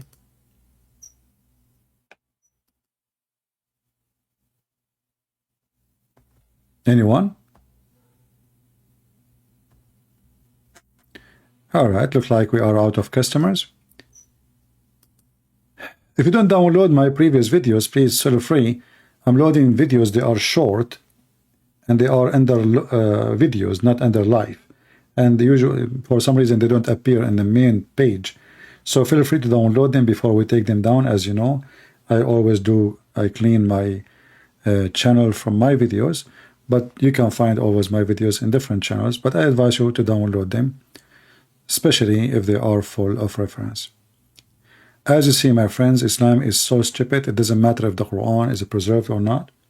In fact, for us, we prefer Muslim to believe Quran is preserved, because that will make it easier for us to beat Muhammad and his false cult, because then they cannot escape the embarrassment. They cannot say, oh, this is somebody, he fabricated his story. It's preserved, brother. Preserved. The preserved Quran is a stupid Quran. So who care if your Quran is preserved or not? As you say, your Quran is stupid. And in the beginning we showed you a long page in one book only, written by Imam As-Suyuti, and I will post the link again, and the link actually is in the info. You can open it with Google translation. As-Suyuti alone, in the book about the imperfection of the Quran, or let us say to learn the Quran, he is quoting 57 story proving the demolition and the change and the missing and the lost Quran, which mean the corruption of the Quran. 57 story, all is authentic, collected by Muslims, written by Muslims, printed by Muslims, gathered by Muslims, transformed to us by Muslims, and the website is a Muslim website, and the book is a Muslim book, and this is a sheikh. This is one of the biggest sheikh, actually, Mimi Hijab, he mentioned his name in the video about error in the Quran more than 50-60 times. So this is not just a guy saying things. All those references you see in the screen, endless, proving the change and the corruption of the Quran, speaking about thousands of verses are missing. Different reading and different recitation and different words and different meaning, oppositions in meaning. Chapters, most of it are totally gone. So when the Muhammadan, they make all those statements about the preservation of the Quran, this is not what their scholars teach. And then you ask yourself, what is the decency, what is the honesty? Why their book says the Quran was not preserved, but in their videos they claim, yes, it was preserved. Because Islam based on zero ethic. You can lie in Islam. Many people do not know that. A Muslim, not only he can lie to Muslims, not only he can lie to his wife, a Muslim even he can take false oath in the name of his God. The Quran says Allah will not take you accountable for your false oath. So if you ask a Muslim, can you swear by Allah that the Quran is preserved? He will. Because the Quran says, don't worry about it. I will take you accountable only for what you meant. In your heart, you don't believe in the oath you are saying.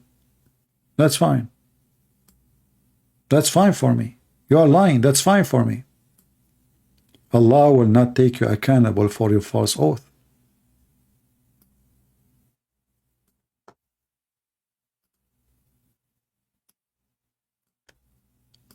In chapter 3, verse number 28, even the Muslim, they have no shame to teach their children that you can speak to non-Muslims in a friendly way, saying to them that you are their friends, but your heart is just like this. Your heart dislike that. And if you are truthful to take them as a friend, if you are truthful to give them honor, if you are truthful to friendship and to be sincere in your friendship with them, if you do that, you have no honor in Islam. You are not even a Muslim. You have no connection with Allah. You have no honor, no mercy, no protection, which means Muslims have the right to kill you if you are a Muslim who is sincere when he speaks to Christians and Jews. You can say to them, I'm your friend, only if you guard yourself from them, save yourself from them, taking it as real security, saving yourself from them by speaking in a friendly way toward them, while your heart dislike this. My friends, there's no question. This is the religion of the devil. They speak to you friendly, but their heart is full of hatred. And a Muslim, he take you as a friend, he is not a Muslim no more, if he mean it. This is why when somebody says, I have a Muslim friend, I laugh at his ignorance. Muslims cannot take you as a friend. Chapter 3, verse 28, chapter 5, verse 51, chapter 9, 29, and etc. A Muslim even cannot take his own parents as parents, his own family as family. The Quran said, you will not find one Muslim love those who oppose Allah, even if they are his parents, his clan, his brothers and sisters. So how they cannot even take their own family as a friends, and then you are convincing me that you have a Muslim friend? That is your ignorance.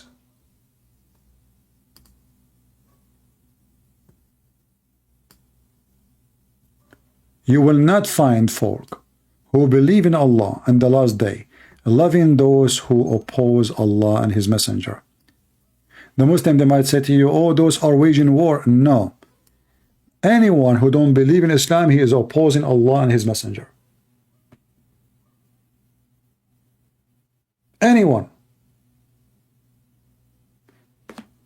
Islam teach that the earth is divided between the land of war and the land of peace. And the land of war is any land don't accept Islam. They are an enemy, we have to conquer them.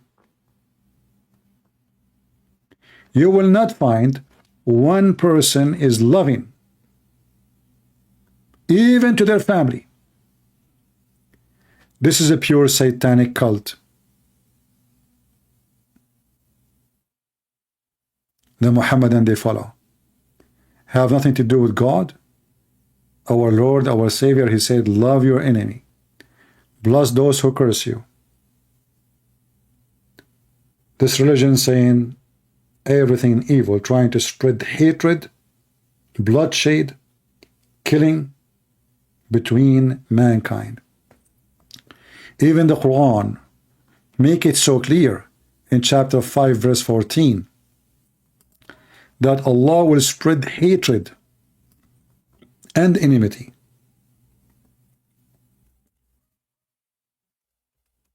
between the Christians and each other.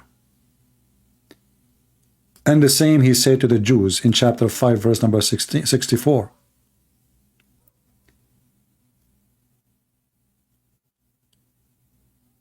Allah, he spread enmity. Allah is the devil. He wants the Christians to hate each other.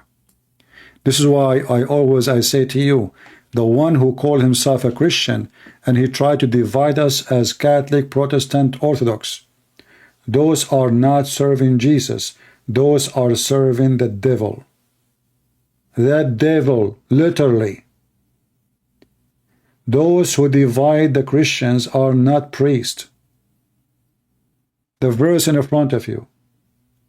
This is a statement coming from the mouth of the devil himself. I will spread hatred and enmity between the Christians until the day of judgment. If Christ, he order us to love even our enemies, how we can hate our brothers and sisters in Christ? Doesn't matter what church they belong to. Even if somebody is wrong, you correct him, you don't hate him. You correct him, you don't hate him.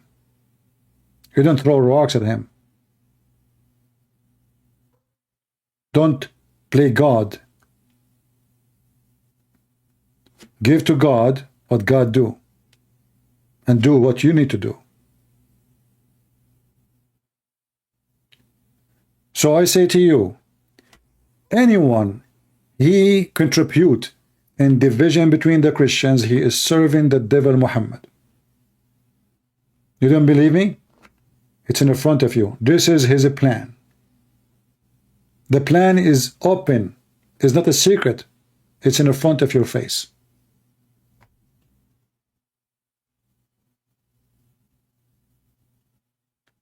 Never listen to the dividers. The one who unites you is the Messiah. We don't follow priest. I can be wrong about understanding something. You can be right about understanding something. But both of us, we understand one clear thing, that the Messiah is our Savior, and there is no other Savior. And if I am wrong, and you could not correct me, with the Lord, he will judge me and judge you by your heart and your act and your fruits.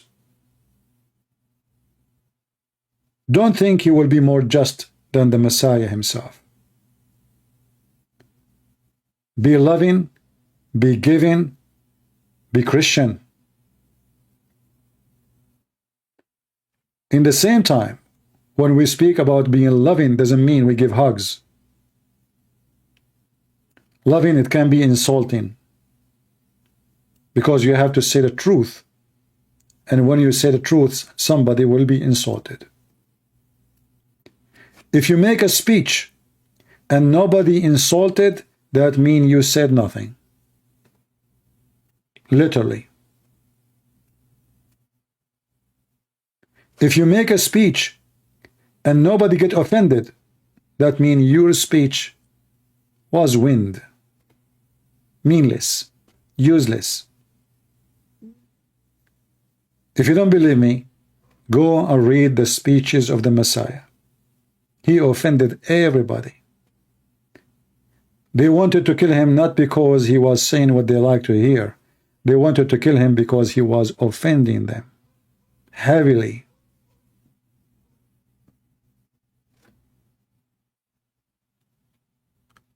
The one who don't offend, he spoke nothing, he said nothing, he did nothing.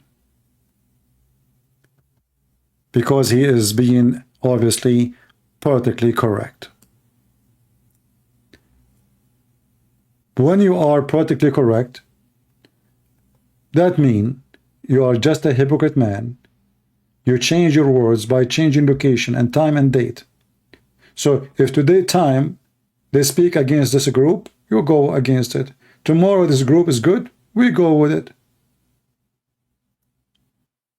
This is exactly, by the way, what Islamic religion teach and practice. When Trump was in the office, Trump is their God. Trump is gone, suddenly America is nobody. Because now they feel American, they have a weak president. They fear, they don't respect. We Christians, we fear no one. And even when we speak about God, we don't fear God, but we fear to lose the love of God. The reason we say we don't fear God, because our God is our Father. And a child, he don't fear his father, for his father is all loving. As soon as the relationship between you and your God, your Maker, is a relationship between son and father, fear is not there. Love is there. For God, he loved the world, he sent his only begotten Son. Between us, the relation is not relation of fear, even though God Almighty, who can challenge him? Who can oppose him? Who can say no to him? Yet, the Almighty God, he don't want us to be slaves. He wants us to call him, speak to him as Father. When we pray, we don't say God. We say our Father. That is telling you how loving, how amazing, how beautiful the Almighty God we worship. With all his power, and all of us is nothing, yet he let you say the word our Father. Imagine you are entering, someone is a massive, powerful king, and you are just a girl or a guy who is in the kitchen. He cook, or he clean the dust, or he clean the stable, or clean the poo-poo. You have nothing, you are nobody. And then you go to this king. And then when you enter upon him, you say to him, Father.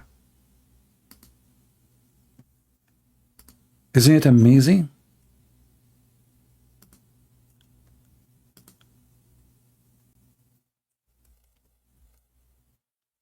You don't call him God.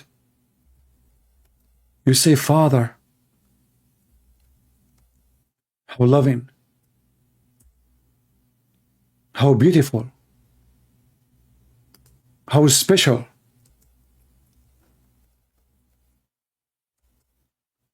The relationship in Christianity is way beyond noble. We cannot compare it to the satanic cult of Muhammad, where everybody is a slave of everybody. It's a chain of slavery. With Christ, my friend, you are a child of God. You are prince and princess. You are noble.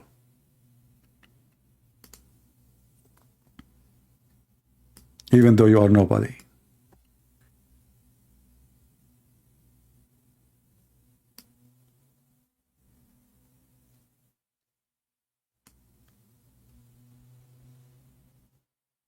I say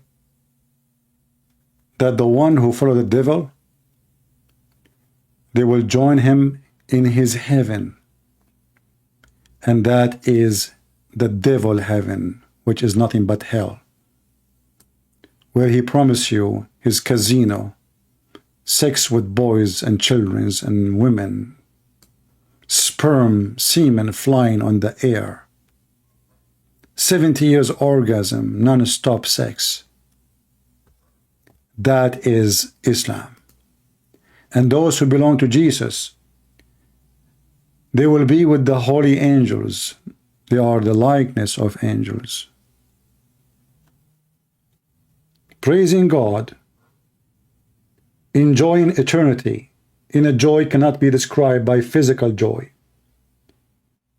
If Muhammad could not describe heaven except sex and food and banana, our God who gave us all the joy in this earth, don't you think he can give us a joy have nothing to do with any of those?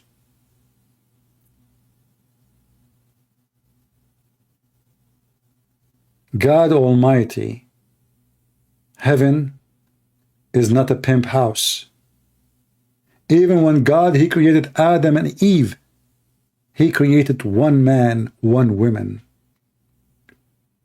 So if the purpose is man and women, then should be man and women, not man and hundreds of thousands of women. In the heaven of Islam there is slaves. Well, if in heaven there is no justice, it is the same as the earth.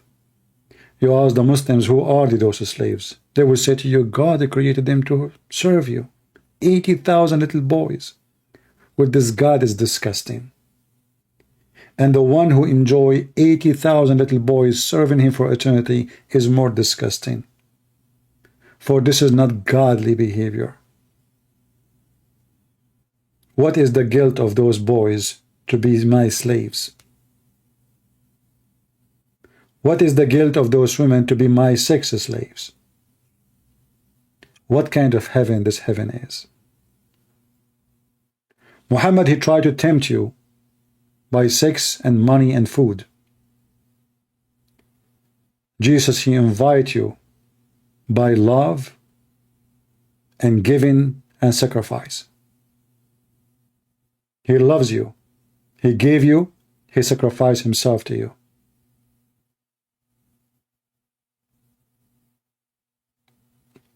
We cannot compare between the kingdom of Satan, which is Islam, and the kingdom of the Messiah, holy his name.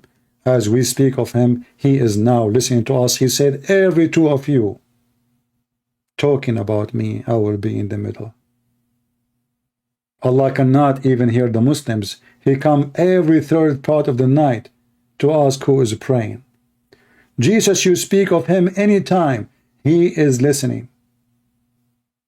Knock, and I will answer you. I will open for you.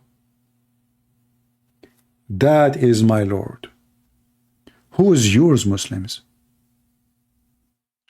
The one who promised Muhammad the power of 4,000 men for sex? Is Muhammad God collecting horses, animals, or human in his heaven? Why Muhammad have the power of 4,000 men in sex? Is that the ID and the proof that you are good? Here you see the difference. With the Messiah, your power is not the power of sex. It is the power of love and sacrificing yourself. How loving, how giving you are. Not how selfish you are. Because even when you think about sex, you think about yourself. This is why in Islam there is no marriage. There is nikah, which means nothing but a contract of ifing. In Christianity, there is marriage, and the marriage is the man and the woman, they enjoy each other by being united under God to make a family, not to share a bed. The bed is not the purpose. The family, which is love, is the purpose.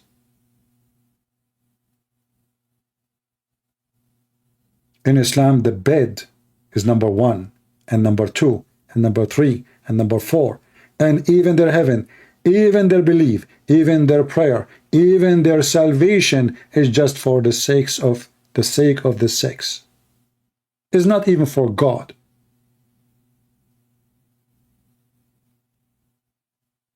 When somebody brings you a gift, the gift speaks about the person. If somebody give you a flower, that means he like a flower. If somebody give you a book, that means he like to read. If somebody gave you porn, that means he love porn. So who is Allah? And why his gift is a porn? Unless he is the devil.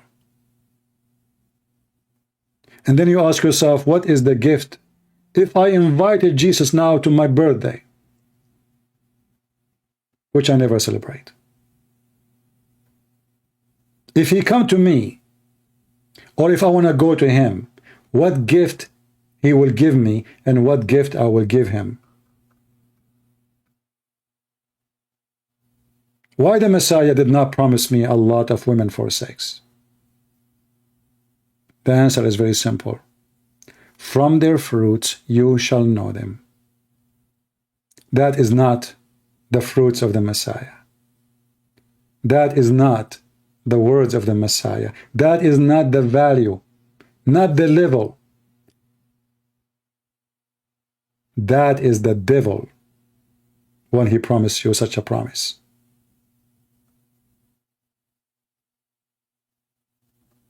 You give from what you have. You cannot give something you don't have. So Muhammad don't promise them love, he promised them sex. He did not promise them joy with God, he promised them sexual joy with penis and vagina. For he is low. And now we understand why the Messiah, he said, I am from above. You are from below. For he is the Holy One, and the Holy speak holiness, promise holiness, give holiness, live as holy, die as holy, resurrected as holy, and now he is in the holy heaven. For he belonged there. I am from above. Muhammad is from below. Below the below. He is from the west and down.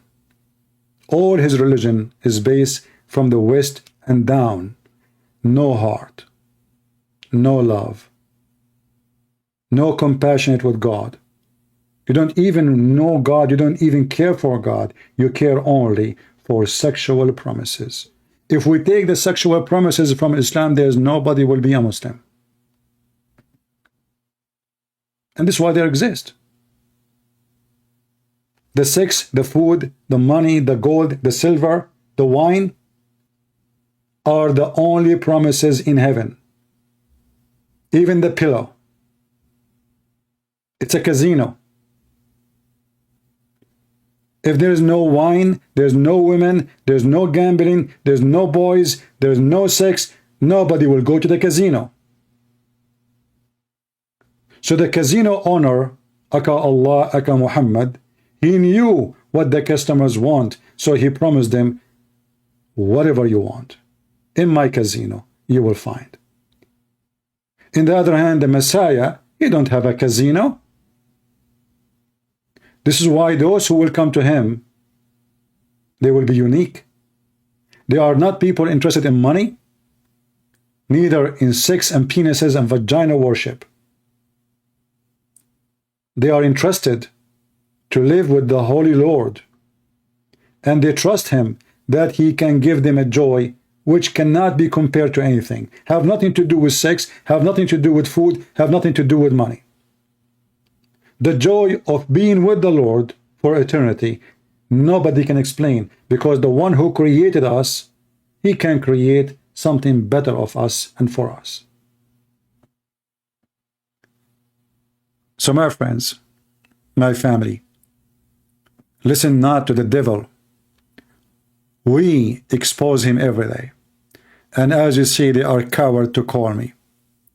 They will call you only if you know nothing, if you have zero education about Islam, if you are a person who do not even know your gospel. Only then they will be happy to debate you. The second they see someone will bring tsunami, distress and disaster to their God and their false prophet, they disappear from the atmosphere. Thank you all for being here. May the Lord bless you. And this is your brother Christian Prince, was serving you humbly for today. Don't forget to give a like if you don't mind, and leave us dislike if you don't mind, depending on what you think, and leave a comment and share. Be fair. Thank you.